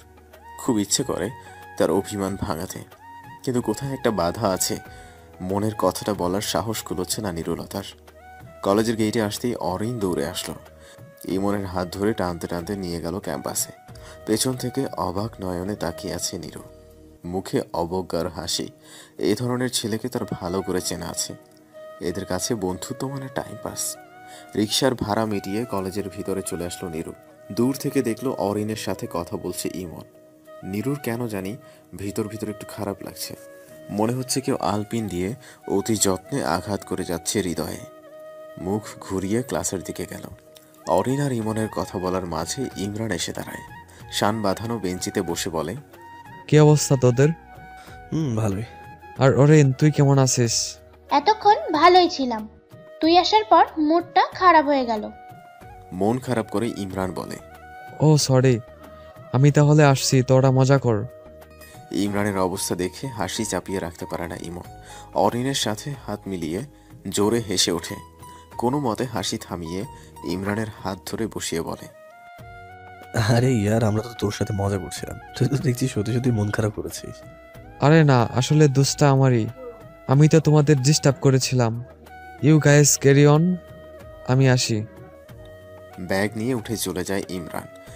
ইমন চোখাভাবে অরিনকে জিজ্ঞেস করে, এর আবার কি হলো? না জানার ভঙ্গিমায় মুখ বাঁকা করে অরিন। ব্যাগটা কাঁধে নিয়ে ক্লাসের দিকে অগ্রসর হয়। অরিন পাশে আসতে ইমন বলে, সজীব কোথায়? ও কলেজে আসেনি? সজীব প্রিয়ন্তীর সাথে একটু শপিংয়ে গেছে। আমি ফোন করেছিলাম, বলল আজ নাকি কলেজে আসতে পারবে না। কি করে আসবে? প্রেমিকের সাথে শপিং এ যাওয়া মানে সারা পৃথিবী ঘুরতে যাওয়া। সব মেয়ে কিন্তু এক না। কে ভালো আর কে খারাপ এটাই তো বোঝা যায় না। বোঝার মতো চোখ থাকলে ঠিকই বোঝা যায়। অত বুঝে লাভ নেই ভাই, ক্লাসে দেরি হয়ে যাচ্ছে, তাড়াতাড়ি চল। ক্লাসে নীরুলতার পাশে গিয়ে বসে ইমন। চুপচাপ একটা ক্লাস করেই বেরিয়ে আসে নীরু। ইমনও তার পেছনে চলে আসে। ক্যাম্পাসে হঠাৎ দাঁড়িয়ে পেছনে ফিরে নীরু বলে, আপনি আমার পেছন পেছন কেন আসছেন? উপস, সরি, ভুল হয়ে গেছে। এখন থেকে পাশে পাশে হাঁটবো। না, পাশেও হাঁটবেন না। কেন? হাঁটতে পারবো না? কারণ আমি আপনাকে চিনি না। অচেনা একটা মানুষ তোমার পাশে হাঁটলে সমস্যা কোথায়? রাস্তায় তো কত অচেনা মানুষ আমাদের আশেপাশে হাঁটে। উফ, আপনি যান তো সামনে থেকে, আপনাকে আমার সহ্য হচ্ছে না। এমনি এমনি তো যাওয়া যাবে না, তোমাকে সাথে নিয়েই যাব। মানে? মানে আমরা দুজন একসাথে বাসায় ফিরবো একই রিক্সা। আমি আপনার সাথে রিক্সায় যাব না। তোমাকে যেতে হবে, কারণ আমি কখনো কারো কাছে ঋণী হয়ে থাকতে পারি না। কিসের ঋণ? আসার সময় তুমি নিজের রিক্সা ভাড়া দিয়ে আমাকে নিয়ে এসেছো, তাই এখন আমি রিক্সা ভাড়া দিয়ে তোমাকে নিয়ে যাব। আপনি ভাড়া দিয়ে দেন, আমি একাই চলে যাব। আমি যখন একবার বলেছি তুমি আমার সাথে যাবে, দ্যাটস ফাইনাল। আমি কেন আপনার কথা শুনবো? মুচকি হেসে ইমন বলে, তাহলে সেদিন যেটা করেছিলাম সেটা আবারও করবো। এক পা পিছিয়ে যায় নীরু, বুকটা ধুকধুক করে ওঠে তার। সরু চোখে তাকিয়ে বলে, মস্তানি করবেন? আমি তো মাস্তান, তাই মাস্তানি করতেই পারি। মাথাটা নিচু করে ফেলে নীরু। তাকে কিছু বলার সুযোগ না দিয়েই বা হাত ধরে টেনে কলেজের বাইরে নিয়ে আসে ইমন। একটা রিক্সা ঠিক করে উঠে পড়ে দুজন। অনেকটা পথ আসতেও চুপচাপ বসে আছে নীরু। মনের ভিতর অনেক কথা থাকলেও সেগুলো বলতে পারছে না। বারবার বাধা পাচ্ছে অনুভূতিগুলো। মৌনতা ভেঙে ইমন বলে, মন খারাপ করেছো আমার কথায়? খানিক চমকে উঠে নীরু বলে, না। আমি কিন্তু অতটাও খারাপ ছেলে না, তুমি চাইলে বন্ধুত্ব করতেই পারো, সারা জীবনও হাত ছেড়ে দেবো না। আবার ধাক্কা খায় নীরু। হাত ছেড়ে দিব না মানে কি? সে কি তাকে ভালোবাসে? সারা জীবন ভালোবেসে পাশে থাকবে? কি হলো, কিছু বলো। না, আমি পারবো না আপনার সাথে ফ্রেন্ডশিপ করতে। তোমার কি কোনো সমস্যা আছে? মানে? না মানে থাকে না অনেকে ভালোবাসার মানুষ যে কারোর সাথে মিশতে দেয় না, বন্ধুত্ব করতে দেয় না। না, আমার একদম কেউ নেই। তাহলে কেন আমরা কেন বন্ধুত্ব হতে পারি না? আপনার বাসার নিচে চলে এসেছি, নামুন। সামনে তাকায় ইমন। রিক্সাটা থেমে গেছে। সত্যি তার বাসার নিচে চলে এসেছে। রিক্সা থেকে নামতেই নীরু রিক্সা নিয়ে চলে যায়। ব্যাগটা কাঁধে নিয়ে কিছুক্ষণ তাকিয়ে রইল সেদিকে। মনটা খানিকক্ষণ খারাপ হয়ে যায় ইমনের। মনে হচ্ছে আরও কিছুক্ষণ নীরুর সাথে থাকলে ভালো হতো। রুমে শুয়ে শুয়ে বোরিং লাগছে, কোনো কিছুতেই মন বসতে পারছে না। বর্ষাকে আজ পড়ানোর কথা ছিল, সেটাও করেনি। ফোনটা হাতে নিয়ে মাথায় ঠোকাঠুকি করছে। কল লিস্ট ঘেটে একটা মেয়ের নাম্বার খুঁজে বের করে। ডায়াল করতে অপর পাশে একজন রিসিভ করে বলে, আজকে কি সূর্য পশ্চিম দিক থেকে উঠেছে? তুমি কল করেছো আমাকে? প্রিয়া, একটা জরুরি দরকারে তোমাকে কল করলাম। কি সেই জরুরি দরকার শুনি? কি দরকার শুনি? নিরুলতার নাম্বারটা প্রয়োজন। নীরুর নাম্বার দিয়ে তুমি কি করবে? প্রয়োজন আছে, তুমি নাম্বারটা সেন্ড করে দাও না। কুছ তো গড়বড় হ্যায়। আরে কুছ গড়বড় নেই, তুমি নাম্বারটা দাও। Okay wait 1 minute. প্রিয়ার থেকে নীরুর নাম্বারটা নিয়ে ডায়াল করে ইমন। কয়েকবার বাজতেই ফোনটা রিসিভ করে নীরু বলে, আসসালামু আলাইকুম, কে বলছেন? ওয়ালাইকুম আসসালাম। ফোন ধরতে এত সময় লাগলো কেন? সরি, আপনি কার কাছে ফোন করেছেন? নিরুলতা। আমি তো নিরুলতা, কিন্তু আপনি ঠিক কে চিনতে পারলাম না। আমি ইমন। হঠাৎ ফোনটা কানের থেকে নিচে নামায় নীরু। নামটা শুনে তার হার্টবিটটা বেড়ে যাওয়া আরম্ভ করে। ফোনটা বাজতেই তার মন বলেছিল এটা ইমনের কল, তাই ধরতে দেরি করেছে। এখন ভেবে পাচ্ছে না কি বলবে। ওপাশ থেকে ইমন আবার বলে, বিরক্ত করলাম বুঝি? বুকটা ধুকধুক করছে নীরুর। কাপা কণ্ঠে উত্তর দেয়, কেন ফোন করেছেন? তোমার সাথে কথা বলতে খুব ইচ্ছে করছিল তাই। আমার সাথে কেন কথা বলতে ইচ্ছে করছিল? বন্ধুর সাথে কথা বলার ইচ্ছে থাকতে পারে না বুঝি? কিন্তু আমি তো বলেছি আপনার সাথে আমি ফ্রেন্ডশিপ করব না, তারপরেও কেন ফোন করেছেন? নীরুর কথাটা এসে আঘাত করে ইমনকে। মনে খানিক বিষণ্ণতা নেমে আসে। আস্তে করে বলে, ওকে, আমার ভুল হয়ে গেছে, বাই। ফোনটা কেটে দেওয়ার পরও অনেকক্ষণ সেটা কানে ধরে রাখে নীরু। এখন নিজের উপরই তার রাগ হচ্ছে, কষ্ট হচ্ছে ইমনের জন্য। এইভাবে না বললেও পারতো সে। ফোনটা হাতে নিয়ে আবারও কল করতে গিয়ে থেমে যায়। সে কেন ইমনের জন্য এত উতল হচ্ছে? প্রশ্ন করে বসে নিজেকে, সে কি ইমনকে ভালোবেসে ফেলেছে? উত্তর খুঁজে পায় না মনে, হয়তোবা নিজেই অন্তরালে রেখে দেয় অনুভূতিগুলো। অগোচরে তোলা ইমনের একটা ছবি বের করে ফোনের স্ক্রিনে। মুগ্ধ হয়ে দেখতে থাকে তার মুখটা। সমস্ত শরীর জুড়ে বয়ে যায় শিহরণ। ভালোবাসার জোয়ার বয়ে যায় মনে। হাতের ফোনটা বিছানায় আছড়ে ফেলে দেয় ইমন। সবকিছুতে বিরক্ত বোধ করছে। বিছানায় শোয়া হয়ে ভাবে নীরুর কথা। কয়েকটা দিনে মেয়েটার প্রতি সে অনেক বেশি দুর্বল হয়ে পড়েছে। এইভাবে চলতে থাকলে হয়তো সে পাগল হয়ে যাবে। যেভাবেই হোক নিজেকে নিয়ন্ত্রণ করতে হবে। Control yourself Emon, don't be depressed. Bag হাতে কলেজে নীরুকে খুঁজে যাচ্ছে ইমন। কোথা থেকে সজীব দৌড়ে এসে বলে, ইমরান সুইসাইড করার চেষ্টা করেছে। চমকে উঠে ইমন বলে, এসব কি বলছিস তুই? তোর মাথা ঠিক আছে তো? আরে দোস্ত বিশ্বাস কর, আমি সত্যি বলছি। কলেজের সবার সামনে ব্লেড দিয়ে হাত কেটেছে, আমি দৌড়ে গিয়ে আটকিয়েছি। আর একটু দেরি হলে সর্বনাশ হয়ে যেত। এখন কোথায় ইমরান? ফিজিক্স ডিপার্টমেন্ট, হাতে ব্যান্ডেজ করা হয়ে গেছে। ঠিক আছে, চল তো আমার সাথে চল। সজীবকে সাথে নিয়ে ইমরানের কাছে চলে আসে ইমন। তাকে দেখে মুখ ঘুরিয়ে অন্যদিকে তাকায় ইমরান। রাগী গলা ইমন বলে, ইচ্ছে করছে তোর গালে ঠাস ঠাস করে থাপ্পড় মারতে। তুই একটাবার আমাদের কথা ভাবলি না? ঘাড় ঘুরিয়ে ইমরান বলে, তুই কখনো ভেবেছিস আমার কথা? বন্ধুর মনের কথা কখনো বোঝার চেষ্টা করেছিস? অবাক হয়ে ইমন বলে, আমি তোকে কখনো বুঝিনি। না, বুঝিসনি। তুই একটা স্বার্থপর। তুই শুধু নিজের স্বার্থই কথা ভেবেছিস। পাশ থেকে সজীব বলল, ইমরান, তুই ইমনের সাথে এইভাবে কেন কথা বলিস? কি দোষ করেছে ইমন?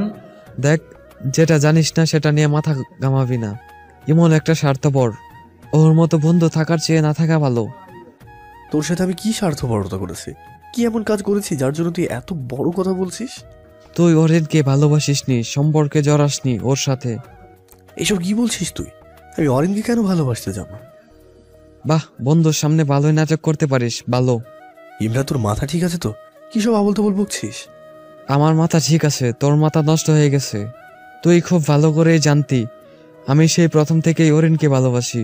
অথচ তুই জানার পর তুই তার সাথে সম্পর্কে জড়িয়েছিস, বন্ধুত্বের বিশ্বাস ভঙ্গ করেছিস। তাই তোর সাথে আমার কোনো সম্পর্ক নেই। এসব কথা তোকে কি বলেছে? অরিন বলেছে তোদের দুইজনের প্রেম নীলা সবকিছু জানে। সজীবের দিকে তাকিয়ে ইমন বলে, অরিন কোথায়? ক্যাম্পাসে কোথাও আছে হয়তো। ইমরান আর সজীবকে নিয়ে ক্যাম্পাসে চলে আসে ইমন। হঠাৎ অরিন সামনে এসে বলে, কোথায় ছিলে এতক্ষণ? আমি সেই কখন থেকে তোমাকে খুঁজছি। ইমন ঠাস করে থাপ্পড় বসিয়ে দেয় অরিনের গালে। রাগী গলায় বলে ওঠে, তো লজ্জা করলো না এইসব কথা বলতে? আমি কি কখনো তোকে বলেছি আমি তোকে ভালোবাসি? মাথা নিচু করে ফেলে অরিন। আস্তে করে বলে, আমি তোমাকে অনেক ভালোবাসি ইমন। দেখ, ভালোবাসার অন্যায়ের কিছু না, কিন্তু তুই যেটা করেছিস সেটা অন্যায়। শুধুমাত্র তোর মিথ্যের জন্য একটা মানুষের প্রাণ চলে যাচ্ছিল। আমি তোমাকে ভালোবাসি বলেই ওগুলো বলছি, যাতে ইমরান আমাকে ভুলে যায়। আমি মানছি তুই আমাকে ভালোবাসিস, কিন্তু তোকেও এটা মানতে হবে যে আমি তোকে ভালোবাসি না। তোকে নিয়ে কখনো আমার মাথায় ওই ধরনের চিন্তা পর্যন্ত আসেনি। আমি শুধু তোকে আমার একজন বেস্ট ফ্রেন্ড বলেই ভেবেছি। আমাকে ভালোবাসি তুই কখনো সুখী হতে পারবি না রে, সারা জীবন শুধু কাঁদতেই হবে। কিন্তু যে তোকে ভালোবাসে, যে তোর জন্য জীবন দিতেও দ্বিধাবোধ করবে না, তাকে ভালোবেসে দেখ, জীবনের প্রতিটা মুহূর্তে হ্যাপি থাকতে পারবি। আর সেই ব্যক্তি হলো ইমরান। ও তোকে পাগলের মতো ভালোবাসে। আমাদের ফ্রেন্ডশিপের প্রথম থেকে ইমরান তোকে ভালোবাসে। কখনো মুখ ফুটে বলতে পারেনি, কিন্তু ওর ভালোবাসাটা মিথ্যে নয় রে। সত্যিই তোকে অনেক ভালোবাসি ইমরান। ইমনের কথায় কিছু বলে না অরিন। মাথা নিচু করে চোখের জল ফেলছে। সজীবকে নিয়ে সেখান থেকে চলে আসে ইমন। সজীব তার কাঁধে হাত দিয়ে বলে, অন্যের ভালোবাসার কথা তো খুব সহজেই বলে ফেললি, এখন নিজের ভালোবাসার কথাটাও বলে ফেল। কিছুটা অবাক হয়ে ইমন বলে, আবার আমার ভালোবাসা? কিছু লুকিয়ে লাভ নেই মামা, তোমার চোখ দেখেই আমি সব বলে দিতে পারবো। তুমি যে নিরুর প্রেমে ডুবে মরে যাচ্ছ, সেটা আমি প্রথম দিন থেকেই বুঝতে পেরে গেছিলাম। কিছুক্ষণ থেমে গিয়ে ইমন বলে, কিন্তু নিরু তো আমাকে পাত্তাই দেয় না, আমার সাথে বন্ধুত্ব করতে রাজি না। আরে দোস্ত, বন্ধুত্বের কথা বলার কি দরকার? তুই সরাসরি গিয়ে ভালোবাসার কথা বলে দে। কিন্তু যদি না করে দেয়? তুই আগেই এত ভেঙে পড়ছিস কেন? নিজের উপর ভরসা রাখ, অবশ্যই তোর ভালোবাসা জয়ী হবে। ওকে, তাহলে পরে এক সময় বলে দেবো। পারে না, আজকেই বলবি। ও দেখ, নিরু আসছে, তুই ওর কাছে গিয়ে সরাসরি তোর ভালোবাসার কথা ওকে বলে দিবি। কিন্তু দোস্ত। কোনো কিন্তু নয়, অল দ্য বেস্ট। ইমনকে বুঝিয়ে আড়ালে চলে যায় সজীব। নিরু এসে ইমনের সামনে দাঁড়িয়ে বলে, আপনি এখানে? এদিকে আমি পুরো ক্লাস জুড়ে আপনাকে খুঁজে বেড়াচ্ছি। কেন? আপনাকে আমার একটা হেল্প করতে হবে। কি হেল্প? আগে বলুন, আপনি কি এখন ফ্রি আছেন? তাহলে চলুন আমার সাথে। কোথায় যাব? আমি যেখানে নিয়ে যাব সেখানে, আসুন তো। ইমনের হাত ধরে টানতে টানতে বাইরে নিয়ে আসে নিরু। অবাক দৃষ্টিতে তার দিকে চেয়ে আছে ইমন। একটা রিক্সা ঠিক করে তাকে উঠতে বলে নিরু। রিক্সায় উঠে বসতেই নিরু বলে, মুখটা ঘুরিয়ে নিরু বলে, ভয় পাচ্ছেন? নীরুর প্রশ্নটা এড়িয়ে ইমন বলে, কোথায় যাচ্ছি আমরা? কাজী অফিসে। নীরুর দায়সারা উত্তর শুনে চমকে উঠে চোখে চোখ রাখে ইমন। মুচকি হেসে নীরু বলে ওঠে, ভয় পাওয়ার কিচ্ছু নেই, মজা করলাম আপনার সাথে। এখন আমরা যাচ্ছি শপিং করতে। হঠাৎ শপিং? কেন, কোনো বিশেষ কারণ আছে? বিশেষ কারণ তো অবশ্যই। কি সেই বিশেষ কারণ? আসলে সাজুকে একটা পাঞ্জাবি গিফট করব, সামনে ওর বার্থডে। কিন্তু আমার তো ছেলেদের ড্রেসের ব্যাপারে কোনো আইডিয়া নেই, তাই ভাবলাম আপনাকে সাথে নিয়ে যাই। সাজুকে? আমার ছোট ভাই, আমার 1 বছরের ছোট। ও আচ্ছা। চুপ হয়ে যায় ইমন, মনের কথাগুলো বলতে পারে না। শপিং মলে পৌঁছে রিক্সা থেকে নামতেই ফোনটা বেজে ওঠে তার। নীরুকে ভেতরে যেতে বলে ফোনটা রিসিভ করে নিচু গলায় বলে, কি বলবি তাড়াতাড়ি বল। নীরুকে তোর ভালোবাসার কথা বলেছিস? খানিক বিরক্ত হয়ে ইমন বলে, এটা জানার জন্য তুই ফোন করেছিস? কেন বলিসনি এখনো? দূর, ফোন রাখতো, একটা জরুরি কাজে আছি। ফোনটা পকেটে রেখে ভিতরে যাওয়ার জন্য পা বাড়ায় ইমন। হঠাৎ পেছন থেকে কেউ একজন ডাক দেয় তাকে। পেছন ফিরে তাকাতেই সামনে কয়েকটা ছেলেকে দেখতে পায়। ছেলেগুলো এসে হঠাৎই মারতে আরম্ভ করে। আশেপাশে লোকজন জড়ো হওয়াতে দৌড়ে পালিয়ে যায় সবাই। ঠোঁট ফেটে রক্ত বেরিয়ে গেছে ইমনের। ভিড় ঠেলে দৌড়ে আসে নীরু, কাঁদো কাঁদো গলায় বলে, কিছু হয়নি তো আপনার? ওরা কারা ছিল? আমি জানি না কারা ছিল, আর কেনই বা আমাকে মারলো। নীরু ব্যস্ত হয়ে ইমনের হাত ধরে বলে, চলুন চলুন, আপনাকে হসপিটালে নিতে হবে। আরে আরে, হসপিটালে যেতে হবে না, সামান্য চোটই তো লেগেছে। আপনি চলুন তো আমার সাথে। জোর করে ইমনকে নিয়ে হসপিটালে পৌঁছে যায় নীরু। ইমন সজীবকে ফোন করে বিষয়টা জানিয়ে দেয়। ডান হাতে অনেকখানি কেটে গেছে, মাথায় হালকা চোট লেগেছে। পাশে বসে ছলছল দৃষ্টিতে তাকিয়ে আছে নীরু। চোখাভাবে ইমন জিজ্ঞেস করে, এভাবে তাকিয়ে আছো কেন? হক চকিয়ে ওঠে নীরু, দৃষ্টি নিচু করে ফেলে। এতক্ষণে তার হুঁশ ফিরে সে ইমনের দিকে তাকিয়েছিল। খানিক লজ্জার ভর করে বসে মনে, মাথা ঝাঁকিয়ে কিছু না হওয়ার ভান করে। ইমনের বন্ধুরা চলে আসে। সজীব উৎকণ্ঠা নিয়ে বলে, দোস্ত তুই শুধু বল, ওদের দেখলে তুই চিনতে পারবি কিনা? ওদের সবগুলোকে তুলে তোর পায়ের সামনে এনে ফেলবো। তোদের কিছু করতে হবে না, আমি খুঁজে বের করবো ওদের। এসব নিয়ে তোদের এত চিন্তা করতে হবে না দোস্ত।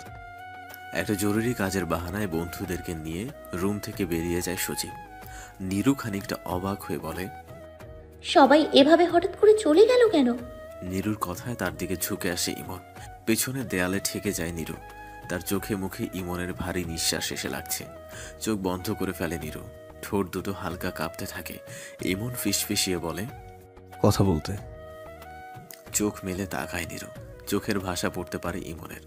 ভালোবাসা উপচে পড়ছে তার চাহনিতে। পরক্ষণেই মনে হয় অরিনের কথা। ইমন তো অরিনকে ভালোবাসে।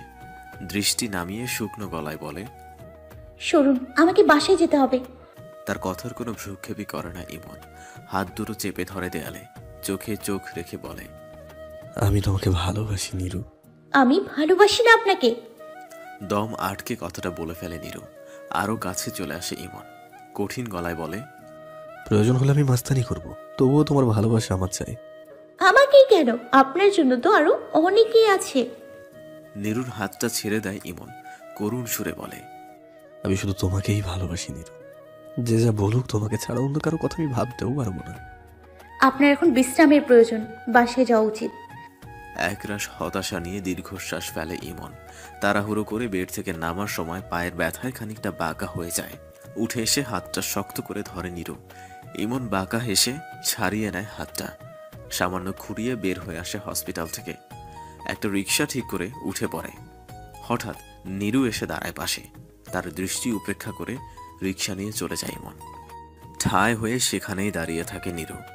চোখের কোণে খানিক জল এসে জমা হয়। বুকটা ভারী হয়ে আসতে থাকে, নিঃশ্বাস আটকে আসে। ইচ্ছে হয় নিজের চুলগুলো টেনে ছিঁড়ে ফেলতে। নিজের কাছে বিশ্বাস হয় না সে ইমনকে ফিরিয়ে দিয়েছে। চোখের পানিটা মুছে বাসায় চলে আসে। বাসার সামনে নামতেই সাইমা বেগম দৌড়ে এসে বলে, এত দেরি হলো কেন আসতে? তোকে না বলেছিলাম আজকের দিনটা অন্তত তাড়াতাড়ি বাসায় আসতে? পরিষ্কার গলায় নীরু বলে, একটা জরুরি কাজ ছিল তাই দেরি হলো। কিন্তু বাসার সামনে এত গাড়ি কেন? কোনো গেস্ট এসছে? তোকে বলেছিলাম না তোর বাবার একজন বন্ধুর কথা, মিস্টার রাফায়েল আহমেদ। তিনি তার ফ্যামিলি নিয়ে এসেছেন। ও, তুই আজ একটু ভালোভাবে সাজগোজ করে রেডি হয়ে থাকবি, পারলে একটা শাড়ি পরবি। যাতে তোকে দেখতেই তাদের পছন্দ হয়। সাইমা বেগমের কথায় অবাক হয় নিরু, ভ্রু কুচকে জিজ্ঞেস করে, তাদের কেন আমাকে পছন্দ করতে হবে? আমি কি জাদুঘরের কোনো বস্তু? কণ্ঠ নিচু করে সাইমা বেগম উত্তর দেয়, রাফায়েল আহমেদের একমাত্র ছেলে রিহান আহমেদ আসছে, তাও তোর বাবা তাকে কথা দিয়েছেন রিহানের সাথে তোর বিয়ে দিবে। এখন রিহানের তোকে পছন্দ হলেই বিয়ের ডেটটা ফাইনাল হবে। সাইমা বেগমের কথায় চমকে ওঠে নিরু, বুকের ভেতরটা ছ্যাদ করে ওঠে, তার কথা বের হয় না মুখ দিয়ে। চুপচাপ রুমে এসে দরজাটা বন্ধ করে দেয়। ইমনের কথা মনে আসতেই ধুক ধুক করে ওঠে বুকটা। ফোনটা হাতে নিয়ে ডায়াল করে তার নাম্বারে। কয়েকবার কল করতেও ফোন রিসিভ করে না ইমন। চিৎকার করে কাঁদতে ইচ্ছে করছে নিরুর। বাইরে থেকে সাজু দরজা ধাক্কাচ্ছে। চোখ মুছে অস্পষ্ট গলায় নিরু বলে, আব্বুকে বলো আমি একটু পরে আসছি। একটা শাড়ি পরে রেডি হয়ে নেয় নিরু। সাইমা বেগম মেয়ের দিকে তাকিয়ে বলে, বাহ, একদম পরীর মতো লাগছে আমার মেয়েটাকে। পাত্রপক্ষের সামনে মাথাটা নিচু করে শরবতের গ্লাস এগিয়ে দেয় নিরু। রাফায়েল আহমেদ মুগ্ধ হয়ে বলে। হাসি মুখে রাহাত চৌধুরী বলে, রুমে বিছানার ওপর খানিক ঘোমটা টেনে বসে আছে নিরু। ব্যালকনিতে দাঁড়িয়ে রিহান তার দিকে তাকিয়ে বলে, আপনি এভাবে ঘোমটা টেনে থাকলে আমি আপনাকে দেখব কিভাবে বলেন তো? আমি আসলে... নিরুর কথা কেড়ে নিয়ে রিহান বলে, আমাকে বিয়ে করতে চান না? ভালোবাসেন আরেকজনকে? রিহানের কথায় হক চকিয়ে যায় নিরু। হঠাৎ কি বলবে বুঝে উঠতে পারে না। ঘোমটাটা নামিয়ে পরিষ্কার গলায় বলে, ঠিক তা না, কিন্তু... আমি আপনার সব কিন্তু মানতে রাজি আছি। আপনি আমার পুরো কথাটা শুনতে চান না? আমি আসলে লাইফে বেশিরভাগ ডিসিশন এভাবে হুট করেই নিই। আপনার পুরো কথা বলতেন যদি আপনার কোনো অতীত থাকে সেটা আমি কিছু মনে করব না। তাছাড়া অন্য যে কোনো কথা বিয়ের পর হবে। আপনার সব সমস্যা আমি সলভ করে দিব, শুধু আপনি পাশে থাকলেই হবে।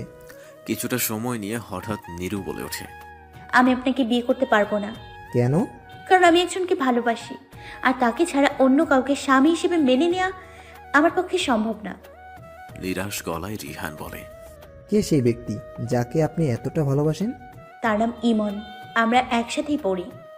ক্লাসমেট, তার উপরে আবার বেকার ছেলে। কেন? বেকার ছেলেকে ভালোবাসাটা কি অন্যায়? অন্যায় না, কিন্তু তার জন্য অপেক্ষা করতে করতে আপনার বয়স বেড়ে যাবে।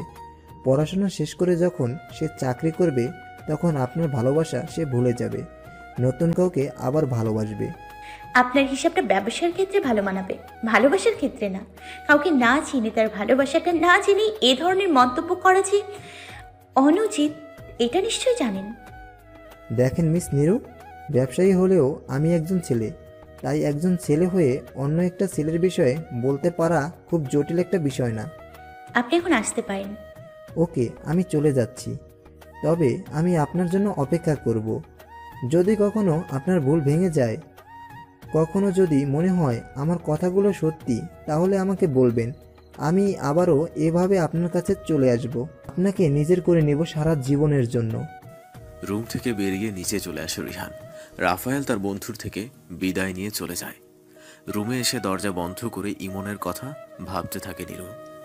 তার ভারী নিঃশ্বাস অনুভব করতে থাকে কল্পনাতে। মনে মনে সিদ্ধান্ত নেয় যেভাবেই হোক ইমনকে তার মনের কথাটা বলতেই হবে। সেও যে ভালোবেসে ফেলেছে তাকে, অনেক বেশি ভালোবেসে ফেলেছে। নিরুকে দেখে সামনে থেকে এড়িয়ে চলে যাচ্ছিল ইমন। পেছন থেকে নিরু তার হাত ধরে বলে, আমাকে দেখে পালিয়ে যাচ্ছ? অবাক হয়ে নিরুর চোখে তাকায় ইমন। হঠাৎ নিরু তাকে তুমি করে বলছে। কি হলো বলো, আমাকে দেখে এভাবে পালিয়ে যাচ্ছ কেন? আপনি তো আমাকে ভালোবাসেন না, তাই না? ভালোবাসি না বলে কি দূরে চলে যেতে হবে?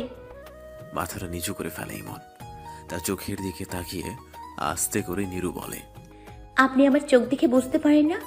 আমার দৃষ্টি যে শুধু আপনাকেই খোঁজে, আমার অবাধ্য মনটা যে শুধু বারবার আপনার কথাই ভাবতে চায়। চোখটা চকচক করে ওঠে ইমনের। টান দিয়ে বুকের সাথে জড়িয়ে নেয় নিরুকে। মাথায় আলতো করে চুমু দিয়ে বলে, গতকাল তাহলে না করলে কেন? আমি তখন আচমকা তোমার কথা শুনে চমকে উঠেছিলাম, বুঝতে পারিনি তখন কি বলবো। আমি ভেবেছিলাম তুমি মিথ্যে বলছো। দুই হাতে নিরুর মুখটা তুলে ইমন বলে, আমি সত্যি তোমায় অনেক ভালোবাসি নিরু। কখনো ছেড়ে যাবে না তো? কথা দিচ্ছি, শেষ নিঃশ্বাস অবধি তোমাকে ভালোবেসে যাব। চোখটা ছলছল করছে নিরুর। শার্টের কলারটা ধরে তার ভেজা ঠোঁটে ঠোঁট ছোঁয়ালো। কিছুক্ষণ পর হুঁশ ফিরতেই বুঝতে পারল এইটা একটা পাবলিক প্লেস। লজ্জায় মুখ লুকালো ইমনের বুকে। সময়ের প্রবহমান স্রোতে ধীরে ধীরে আরো গভীর হতে থাকে তাদের ভালোবাসাটা। কলেজে যতক্ষণ থাকে ততক্ষণ ইমনের পাশে থাকে নিরু। এদিকে অরিন আর ইমরানও সম্পর্কে জড়িয়ে পড়ে। বন্ধুদের সাথে আড্ডা আর ভালোবাসায় মত্ত থেকে পড়াশোনায় খানিক অমনোযোগী হয়ে পড়ে ইমন। দেখতে দেখতে মাস্টার্সে উঠে পড়ে। রেজাল্ট খুব একটা খারাপ হয় না, কিন্তু পড়াশোনার প্রতি কোনো মনোযোগ নেই তার। নিরু মাঝে মাঝে এই ব্যাপারটা নিয়ে ঝগড়াও করে তার সাথে, কিন্তু ইমন সেটা কানেই তোলে না। একসময় ইমনের পরিবার তাদের সম্পর্কের ব্যাপারে জানতে পারে। প্রথম দিকে অমত থাকলেও নিরুকে দেখার পর সবাই মেনে নেয়। কিন্তু আর কিছুদিন পরেই আসল সমস্যাটা নেমে আসে তাদের জীবনে। ঘটে যায় এক অনাকাঙ্ক্ষিত ঘটনা। ক্যাম্পাসের এক কোনায় বসে নিরুর জন্য অপেক্ষা করছে ইমন। এমন সময় সজীব এসে বলে, দোস্ত, তুই সেদিন শপিং মহলে মার খাওয়ার পরও যাদের মাফ করে দিছিস, আজকেও তারা প্রিয়ান্তিকে ডিস্টার্ব করেছে, কলেজ থেকে তুলে নেওয়ার হুমকি দিয়েছে। রাগী স্বরে ইমন বলে, কোথায় পাওয়া যাবে ওদের এখন? শহরের বাইরে একটা পুরনো বাংলো আছে, সেখানেই ওরা বসে আড্ডা দেয়। ঠিক আছে, চল। মানে ওরা অনেকজন থাকতে পারে, আমাদের 3 জন যাওয়া ঠিক হবে না। আমি কিছু পোলাপান খবর দেই। কাউকে খবর দিতে হবে না, তোরা শুধু 2 জন আমার সাথে চল। সজীব বন্ধুদেরকে সেই পুরনো বাংলোটায় নিয়ে যায়। বাংলোটার ভিতরে ঢুকতেই 5-6 জন ছেলেকে দেখতে পায়। তাদের মধ্যে একজন এগিয়ে এসে বলে, রাগী গলায় ইমন বলে, প্রতিশোধ আমিও চাইলে নিতে পারতাম, কিন্তু তোদের সেদিন মাফ করে দিয়েছিলাম, আর এটাই আমার ভুল ছিল। তোরা আসলে খবরও অযোগ্য, তোদের মতো ছেলেদের ধোলাই ছাড়া শিক্ষা হবে না। কথাটা বলতেই ছেলেগুলো এগিয়ে আসতে থাকে তাদের দিকে। হাতের স্টিকটা বের করে সজীব আর ইমরান একে একে সবাইকে মারতে আরম্ভ করে। একটা ছেলে লাঠি নিয়ে ইমনের দিকে এগিয়ে আসতেই এক হাতে তার গলা ধরে আরেক হাতে লাঠিটা কেড়ে নেয়। ধাক্কা দিয়ে ফেলে লাঠিটা দিয়ে আঘাত করে। সবাইকে ধোলাই দিয়ে একসময় বাংলো থেকে বেরিয়ে আসে 3 জন। বাইক স্টার্ট দিয়ে সোজা বাসায় চলে আসে ইমন। ফোনটা হাতে নিয়ে দেখে 22টা মিসড কল উঠে আছে। সবগুলোই নিরুর কল। কয়েকটা মেসেজও করেছে। কল লিস্টে গিয়ে ডায়াল করতে ফোনটা চার্জ শেষ হয়ে বন্ধ হয়ে যায়। ফোন চার্জে লাগিয়ে ফ্রেশ হয়ে নেয়। বই হাতে পড়তে বসে বর্ষা ইমনের দিকে তাকিয়ে জিজ্ঞেস করে, তোমাকে এত চিন্তিত দেখাচ্ছে কেন? কোনো সমস্যা? কোনো সমস্যা নেই, তুই বইটা বের কর। ঘণ্টাখানিক বর্ষাকে পড়িয়ে ক্লান্ত হয়ে যায় ইমন। সারাদিন নিরুর সাথে কোনো যোগাযোগ হয়নি তার। ফোনটা হাতে নিয়ে বর্ষার দিকে তাকিয়ে বলে, আজ এখানেই থাক, তুই একটু রুমে গিয়ে পড়, কিছু ভালো লাগছে না আমার।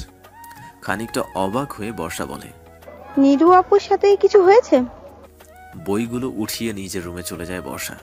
ইমন ফোনটা হাতে নিয়ে কল করতে থাকে নিরুর নাম্বারে, বাট ফোনটা বন্ধ আসছে। অনেকক্ষণ ধরে চেষ্টা করার পরও ফোনটা বন্ধ থাকে তার। বিষণ্ণতা ভর করে বসে মনে। দুশ্চিন্তা এসে জমা হতে থাকে। রাতে কিছু না খেয়েই শুয়ে পড়ে। পরদিন সকালে ফোনের শব্দে ঘুম ভাঙে ইমনের। আবছাভাবে স্ক্রিনে নিরু নামটা দেখে থর ফরিয়ে উঠে বিছানা থেকে। ফোনটা রিসিভ করতে নিরু বলে, আই এম সো সরি, গতকাল তোমার ফোন রিসিভ করতে পারিনি। আসলে ফোনে চার্জ শেষ হয়ে গেছিল, আর ব্যস্ততার কারণে ফোনটা চার্জে লাগানোর কথা মনে ছিল না। এত ব্যস্ততা কিসের? সেটা ফোনে বলা যাবে না, সামনাসামনি বলতে হবে। কলেজে আসো, সেখানেই কথা হবে। বাই, এখন রাখছি। ফোনটা রেখে উঠে ফ্রেশ হয়ে নেয় ইমন। কোনো মতে নাস্তাটা করেই রওনা হয় কলেজে। ক্যাম্পাসে আসতেই এগিয়ে আসে নিরু।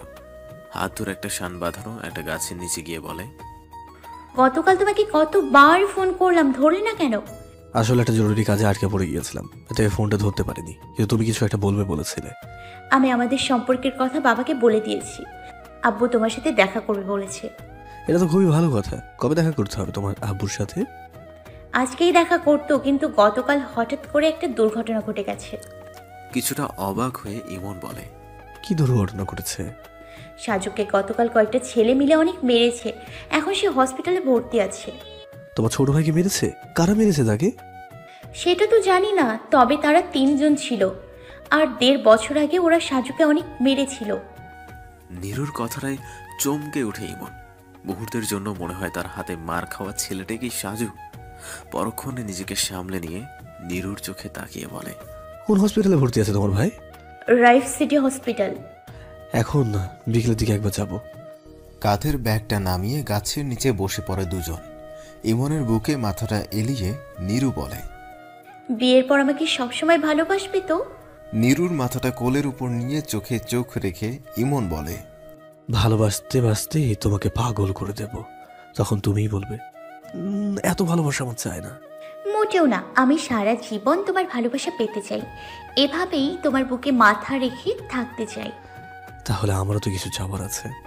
কথাটা বলেই দুষ্টু হাসি দিয়ে মুখটা এগিয়ে নিয়ে যায় ইমন।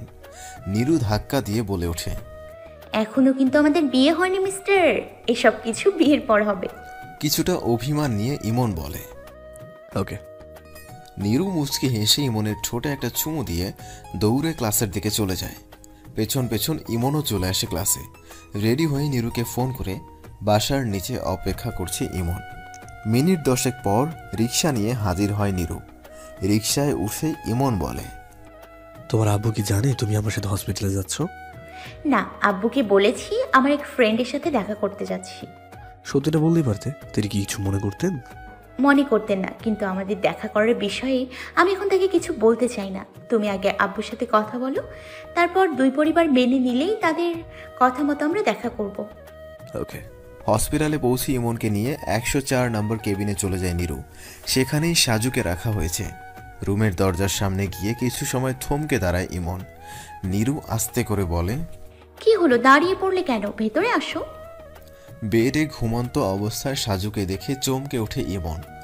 সরু চোখে নীরুর দিকে তাকিয়ে বলে, এটা তোমার ভাই? হসপিটালে মন টিকছে না ইমনের। নীরুর ছোট ভাই যে সেই ইফটিজার ছেলেটা। নীরুর দিকে তাকিয়ে কাঁপা কণ্ঠে ইমন বলে, নীরু আমাকে যেতে হবে।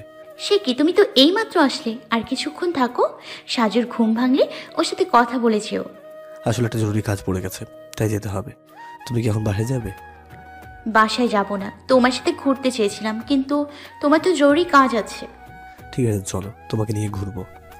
হাত ধরে প্রায় টানতে টানতে নীরুকে হসপিটাল থেকে বাইরে নিয়ে আসে ইমন। হঠাৎ তার এমন আচরণ নীরুর কাছে কেমন যেন লাগছে। চিন্তিত ভঙ্গিতে নীরু বলে, তোমার কিছু হয়েছে? সাজুকে দেখার পর থেকে মনে হচ্ছে তোমার ভিতর অস্থিরতা ভর করেছে। কি যে বলো না তুমি, আমি অস্থির হব কেন? I am alright. বিস্ময় কাটে না নীরুর। অবাক হয়ে রিকশায় চেপে বসে।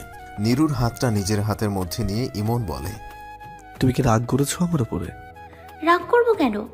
এই যে তোমার ভাইয়ের সাথে কথা না বলে চলে আসলাম। এজন্য আমি রাগ করিনি, অন্য কোনো একদিনও তো কথা বলতে পারবে। হাত দুটো শক্ত করে ধরে নীরুর চোখের দিকে তাকিয়ে ইমন বলে, যদি কখনো এমন হয় যে তোমার আব্বু অথবা তোমার ভাই আমাদের সম্পর্কটা মেনে নিল না, তখন কি আমাকে ভুলে যাবে? এমন কোনো দিনও হবে না। আব্বু তো অলরেডি মেনে নিয়েছে, বাকি থেকে সাজু। ওর কথা তোমাকে ভাবতে হবে না। সাজু আমাদের সম্পর্কের কথা প্রথম থেকেই জানে। কিন্তু আমাকে দেখলে সাজু আমাদের সম্পর্কটা মানবে না, আর তোমার আব্বু হয়তো সাজুর পক্ষেই কথা বলবে। সাজু কেন এমন করবে? কারণ সাজুর এই অবস্থার জন্য আমি দায়ী। মানে হলো, নীরুকে প্রথম থেকে সবকিছু পরিষ্কার করে বলে ইমন। ইমনের মুখ থেকে সবকিছু শুনে হতবাক হয়ে যায় নীরু। তার ভাই যে এ ধরনের কোনো কাজ করতে পারে সে কল্পনাও করতে পারেনি। ইমনের দিকে তাকিয়ে নীরু বলে, সাজু যদিও আমার ছোট ভাই, কিন্তু সে যে কাজটা করেছে তার জন্য সে উচিত শিক্ষা পেয়েছে। কিন্তু এখন তোমার আব্বুর সামনে আমি কিভাবে দাঁড়াবো? উনি যদি একবার জানতে পারে তাহলে কিছুতেই আমাদের সম্পর্কটা মেনে নেবেন না। হয়তো তিনি রাগ করবে, কিন্তু পুরো বিষয়টা জানার পর আব্বু তোমাকে কিছু বলবে না। আমি শিওর আব্বু আমাদের ভালোবাসাটা মেনে নেবে। ঠিক আছে, তাহলে আগামীকালই তোমার আব্বুর সাথে দেখা করব। ওকে। কলেজ থেকে বাসায় চলে আসে ইমন। মনে মনে ভাবতে থাকে আগামীকাল নীরুর আব্বুর সামনে গিয়ে কি বলবে। রুমে গিয়ে ফ্রেশ হয়ে লাঞ্চটা করে নেয়। বিকেলে বন্ধুদের সাথে আড্ডা দিয়ে বাসায় চলে আসে সন্ধ্যায়। যথারীতি পরদিন নীরুর আব্বুর সাথে দেখা করার জন্য রেডি হয়ে বেরিয়ে পড়ে। মিস্টার রাহাত ইমনকে সোফায় বসতে দিয়ে নাস্তা দিতে বলে নীরুকে। রাহাতের সাথে কথা বলার এক পর্যায়ে হঠাৎ পেছন থেকে কেউ একজন বলে, কার সাথে কথা বলছো আব্বু? হাসি মুখে রাহাত ছেলেটির দিকে তাকিয়ে বলে, এটা হলো আমার ছোট ছেলে সাজু, আর সাজু ও হলো ইমন। নীরু আর ইমন দুজনকে ভালোবাসে। রাহাতের কথা শুনে ইমনের দিকে তাকিয়ে চমকে উঠে সাজু। চোখে চোখ রেখে রাগী স্বরে বলে, তুই? রাহাত অবাক হয়ে তার ছেলের দিকে তাকিয়ে বলে, তুই কি ইমনকে চিনিস নাকি? খুব ভালো করে চিনি। আমাকে 2 বার মেরে হসপিটাল পাঠিয়ে দেওয়া ছেলেটাই হলো এই ইমন। এইসব তুই কি বলছিস সাজু? তোর মাথা ঠিক আছে তো? আমার মাথা পুরোপুরি ঠিক আছে আব্বু। এই ইমনকে আমি কিছুতেই নিজের বোনের হাজবেন্ড হিসেবে মানতে পারবো না। তুমি এক্ষুনি একে বাসা থেকে বের করে দাও। রাহাত ইমনের দিকে তাকিয়ে বলে, আমার ছেলে যেটা বললো সেটা কি সত্যি? তুমি কি সেই ছেলে যে সাজুকে মেরেছে? হ্যাঁ হ্যাঁ, আমি সাজুকে মেরেছি, কিন্তু কি জন্য মেরেছি সেটাও আপনি সাজুকে জিজ্ঞেস করুন। আমার কাউকে কিছু জিজ্ঞেস করার নেই। তুমি আমার বাসার মেহমান, তাই ভদ্র ভাষায় বলছি বেরিয়ে যাও। আর কোনো দিনও এই বাসার ত্রিসীমানায় আসবে না। নিরুকেও তোমার জীবন থেকে চিরতরে ভুলে যাবে। দেখুন আঙ্কেল, আপনি বিষয়টা না জেনেই just shut up, get lost. মাথা নিচু করে বাসা থেকে বেরিয়ে যায় ইমন। কিছুক্ষণ পর নীরু এসে ইমনকে না দেখতে পেয়ে রাহাতের দিকে তাকিয়ে বলে, ইমন কোথায় গেল আব্বু? ইমন চলে গেছে। কেন? কারণ আমি চলে যেতে বলেছি। যে তোমার ভাইকে মেরে হাসপাতালে পাঠিয়েছিল তাকে আমি কোনো দিনও আমার জামাই হিসেবে মানতে পারবো না। আর আমি চাও তুমিও ওকে ভুলে যাও। আব্বু, তুমি কি জানো ইমন কেন সাজুকে মেরেছে? সাজু একটা মেয়েকে উত্ত্যক্ত করেছে, তাকে তুলে নেয়ার হুমকি দিয়েছে। সাজু যেটাই করুক, সে আমার ছেলে। আমার ছেলের বিরুদ্ধে আমি কোনো দিনও কোনো সিদ্ধান্ত নেব না। রিহানের সাথে তোমার খুব শীঘ্রই তোমার বিয়ের ব্যবস্থা করছি। নীরুকে কিছু বলার সুযোগ না দিয়েই তার মতের বিরুদ্ধে রাহাত চৌধুরী রিহানের সাথে তার বিয়ে ঠিক করে। এক পর্যায়ে নীরুকে বাসা থেকে বের হওয়া বন্ধ করে দেয়। ধীরে ধীরে ইমনের সাথে নীরুর যোগাযোগও বন্ধ হয়ে যায়। নীরুর কোনো খবর না পেয়ে তার বাসায় ছুটে যায় ইমন, কিন্তু ঘাড় ধাক্কা দিয়ে তাকে বাসা থেকে বের করে দেয় সাজু। নীরুর সাথে কথা বলতে না পেরে প্রায় পাগলের মতো হয়ে যায় ইমন। তার পরিবারের সবাই ব্যাপারটা বুঝতে পারে। রকিবউদ্দিন নীরুর আব্বুর সাথে কথা বলতে চাইলে নিষেধ করে ইমন। তার জন্য তার পরিবারকে কখনোই ছোট হতে দেবে না সে। দরকার হলে নীরুকে নিয়ে পালিয়ে যাবে। নীরুর এক বান্ধবী প্রিয়ার মাধ্যমে নীরুর সাথে কথা বলে ইমন। সিদ্ধান্ত নেয় পালিয়ে যাওয়ার। রিহানের সাথে বিয়ের একদিন আগে হঠাৎ পালিয়ে যায় দুজন। পরিচিত শহর ছেড়ে চলে আসে নতুন একটা শহরে। এদিকে চৌধুরী পরিবারের মেয়েকে নিয়ে পালিয়ে যাওয়ার খবরটা ছড়িয়ে পড়ে সমস্ত এলাকায়। ইমনের পরিবারকে নানাভাবে ছোট করতে থাকে নীরুর পরিবার। এলাকার সবাই তাদের উপর দোষ দিতে থাকে। সবাই মনে করে তারাই ইমন আর নীরুকে পালাতে সাহায্য করেছে। নতুন শহরে নীরুকে নিয়ে ইমনের শুরু হয় আরেকটা নতুন অধ্যায়ের।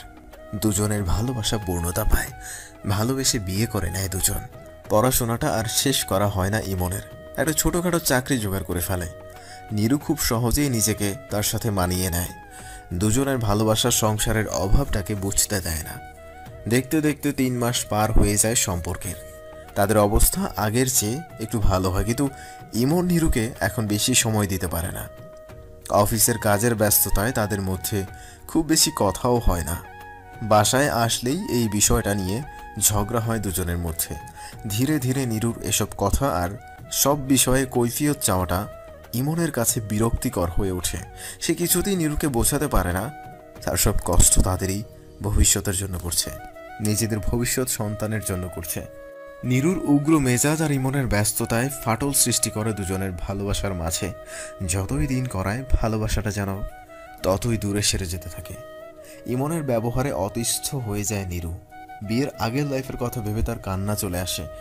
বিষয়টা নিয়ে খোঁটা দিতে থাকে ইমনকে, কিন্তু ইমন নীরুকে বোঝাতে ব্যর্থ হয়। একসময় নীরুর কাছে ভালোবাসার চেয়ে টাকার সুখকেই বড় মনে হয়। ক্রমেই অপমান করতে থাকে ইমনকে। কিছু বলতে পারে না ইমন। শুধুমাত্র নীরুর জন্য তার সব কিছু ছেড়ে নতুন একটা শহরে চলে এসেছে। নিজের পড়াশোনা বাদ দিয়ে ঘাম ঝরিয়ে পরিশ্রম করে যাচ্ছে, অথচ নীরু সেটা বুঝতে পারে না। ভালোবাসাটা যেন দুমড়ে মুচড়ে শেষ হয়ে যায়। ইমনকে 2 চোখে সহ্য হয় না নীরুর। সম্পর্কে 6 মাস গড়িয়ে যেতেই নীরু আলাদা হওয়ার সিদ্ধান্ত নিয়ে ফেলে। এইভাবে সে তার জীবনটা নষ্ট করতে পারবে না। উকিলের সাথে কথা বলে ডিভোর্স পেপার রেডি করে ফেলে। কাপড় চোপড় সব গুছিয়ে লাগেজ হাতে চলে যায় তার নিজের বাসায়, নিজের পরিবারের কাছে। নীরুর অনুপস্থিতিতে পুরোপুরিভাবে ভেঙে পড়ে ইমন। রাত জেগে কাঁদতে থাকে একা একা। থাকতে না পেরে ছুটে চলে যায় নীরুর বাসায়, কিন্তু নীরু তার সাথে কোনো কথা বলে না। নীরুর ভাই ছেলে ফেলে দিয়ে ইমনকে মেরে আধমরা করে হসপিটালে পাঠিয়ে দেয়। ইমনের বন্ধু বান্ধব আর পরিবারের সবাই ছুটে যায় হসপিটালে। ধীরে ধীরে একসময় সুস্থ হয়ে ওঠে ইমন। প্রায় 7 মাস পর পা রাখে নিজের বাসায়। তার কিছুদিন পরই ডিভোর্স পেপার পাঠিয়ে দেয় নীরু। ছিন্ন হয়ে যায় দুজনের সম্পর্কের বন্ধনটা। বাস্তবতা মেনে নিয়ে বাঁচতে হয় ইমনকে, কিন্তু ভেতর ভেতর শেষ হয়ে যায় তার জীবনটা।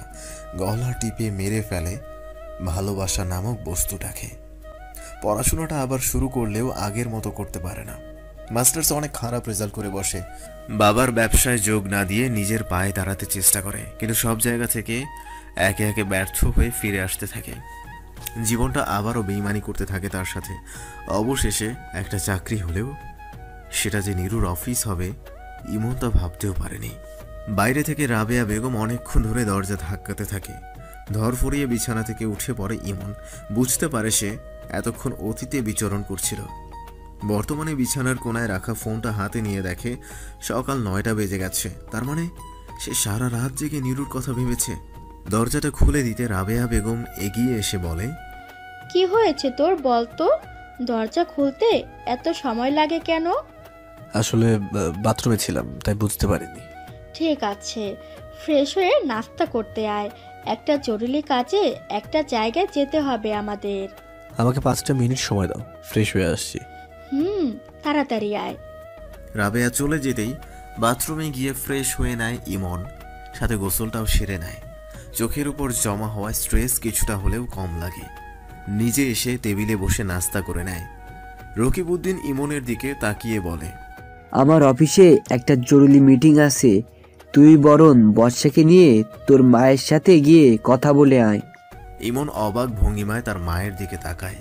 রাবেয়া তার পাশে বসতে বসতে বলে, তোকে গতকাল রাতে বললাম না পরীর কথা? আমার এক বান্ধবীর মেয়ে, সেখানে যাব আমরা। বর্ষা তো যাওয়ার জন্য 1 ঘন্টা আগে থেকে রেডি হয়ে আছে। তুই 10 মিনিটের মধ্যে রেডি হয়ে আয়। 10 মিনিটের মাথায় রেডি হয়ে নিচে আসে ইমন। বর্ষা আর তার মাকে নিয়ে গাড়িতে করে রওনা হয় পাত্রী দেখতে। একটা বিশাল আকার বাড়ির সামনে এসে থামতে হয় গাড়িটা। এটাই মনে হয় তার আম্মুর বান্ধবীর বাসা। ভিতরে যেতে এক মাঝ বয়সী মহিলা এসে জড়িয়ে ধরে তার আম্মুকে। রাবেয়া ইমনের দিকে তাকিয়ে বলে, এটা তো রাফি আন্টি। আসসালামু আলাইকুম আন্টি। ওয়ালাইকুম আসসালাম। রাবেয়া, তোর ছেলে তো দেখছি খুবই হ্যান্ডসাম, একদম রাজপুত্রের মতো। তোর মেয়ে কি কম সুন্দরী? সে তো একটা পরীর মতো। নামের সাথে চেহারা একদম মিলে গেছে। যা বলেছিস। তাহলে তোরা বস এখানে, আমি নাস্তা রেডি করে নিয়ে আসছি। কিন্তু পরী কোথায়? ওকে তো দেখতে পাচ্ছি না। আছে নিজের রুমে, ডাকবো আমি? না থাক, ডাকতে হবে না। ইমনের দিকে চোখ ইশারা করে তাকে উপরে যেতে বলে রাবেয়া। ইমন মাথা নেড়ে না করলে ধাক্কা দিয়ে তাকে উঠিয়ে দেয়। আস্তে আস্তে উপরে যাওয়ার জন্য পা বাড়ায় ইমন। একটা রুমের সামনে আসতেই কাচের দেয়ালের আড়ালে সামনে চোখ আটকে যায় তার। থমকে দাঁড়িয়ে অবাক হয়ে তাকায় তার সামনে সাদা পোশাকে দাঁড়িয়ে থাকা মেয়েটার দিকে। গলাটা ঝেড়ে হালকা কেশে ওঠে ইমন। চমকে উঠে পেছন ফিরে পড়ি কণ্ঠে উচ্ছ্বাস নিয়ে বলে, কেমন আছেন আপনি? আলহামদুলিল্লাহ ভালো আছি, আপনি কেমন আছেন? এতক্ষণ ভালো ছিলাম না, কিন্তু আপনাকে দেখার পর মন ভালো হয়ে গেছে। মুখটা বাঁকা করে পরি বলে, আপনাকে অত বুঝতে হবে না। সরু চোখে তাকিয়ে ইমন জিজ্ঞেস করে, আপনি কি আমাকে চেনেন? মুখে হাত দিয়ে খিলখিলিয়ে হেসে ওঠে পরি। ভ্রু যুগল কুঁচকে ফেলে ইমন। পরির হাসি দেখে খানিক বিচলিত হয়ে জিজ্ঞেস করে, হাসার মতো কি বলেছি আমি? হাসি থামিয়ে পরি বলে ওঠে, আসলে আপনাকে দেখে একটা মজার কথা মনে পড়ে গেল, তাই হাসি চলে এসেছে। সরি। ঠিক আছে। আপনি কি যেন জিজ্ঞেস করছিলেন? ও হ্যাঁ, আমি আপনাকে চিনি কিনা? সত্যি বলতে হ্যাঁ চিনি। আপনার নাম ইমন, বাবা মায়ের একমাত্র ছেলে। মাস্টার্স কমপ্লিট করে এখন বড় একটা কোম্পানিতে চাকরি করছেন, আর আপনার সাথে আমার বিয়ের কথা চলছে। ও, আপনি কি রাজি এই বিয়েতে? রাজি না হওয়ার কি আছে? আপনি দেখতে শুনতে ভদ্র, স্মার্ট, হ্যান্ডসাম, গুড লুকিং আর এস্টাবলিশ একটা ছেলে। এরকম ছেলেকে বিয়ে না করাটা বোকামি হবে। শুধুমাত্র এটুকু জেনেই আপনি বিয়েতে রাজি হয়ে গেলেন? একটা মানুষকে এত সহজে চিনে ফেললেন?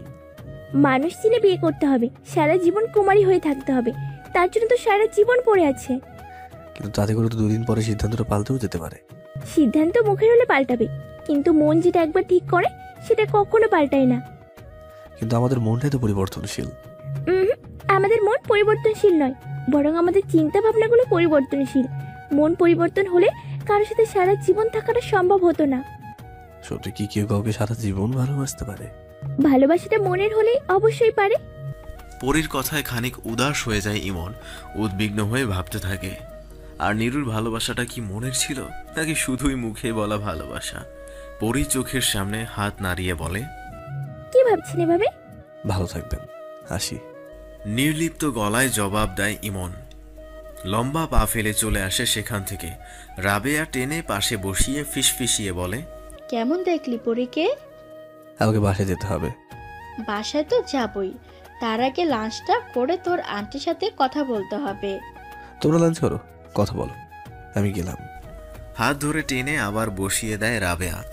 একই সুরে বলে ওঠে, চুপচাপ বসে থাকে এখানে। মায়ের জোড়াজুড়িতে বসে থাকে ইমন। লাঞ্চটা পরীদের ওখানে করে গাড়ি নিয়ে চলে এসে নিজেদের বাসায় ফ্রেশ হয়ে বিছানায় শুয়ে ফোনটা হাতে নেয়। রাতে না ঘুমানোর কারণে চোখ দুটো বারবার লেগে আসতে থাকে ইমনের। নিজের অজান্তেই একসময় ঘুমিয়ে পড়ে। ফোনের শব্দে ঘুমটা ভেঙে যায় ইমনের। হাতে নিয়ে দেখে ইমরানের কল। ঘুম জড়ানো কণ্ঠে হ্যালো বলে। ওপাশ থেকে ইমরান বলে ওঠে, দোস্ত, এই অসময়ে যে ঘুমাচ্ছিস, শরীর খারাপ হয়েছে নাকি? তেমন কিছু না, এমনি শুয়ে আছে। তাহলে আড্ডায় চলে আয়। আজকে পারবো না, এখন টিউশনিতে যেতে হবে।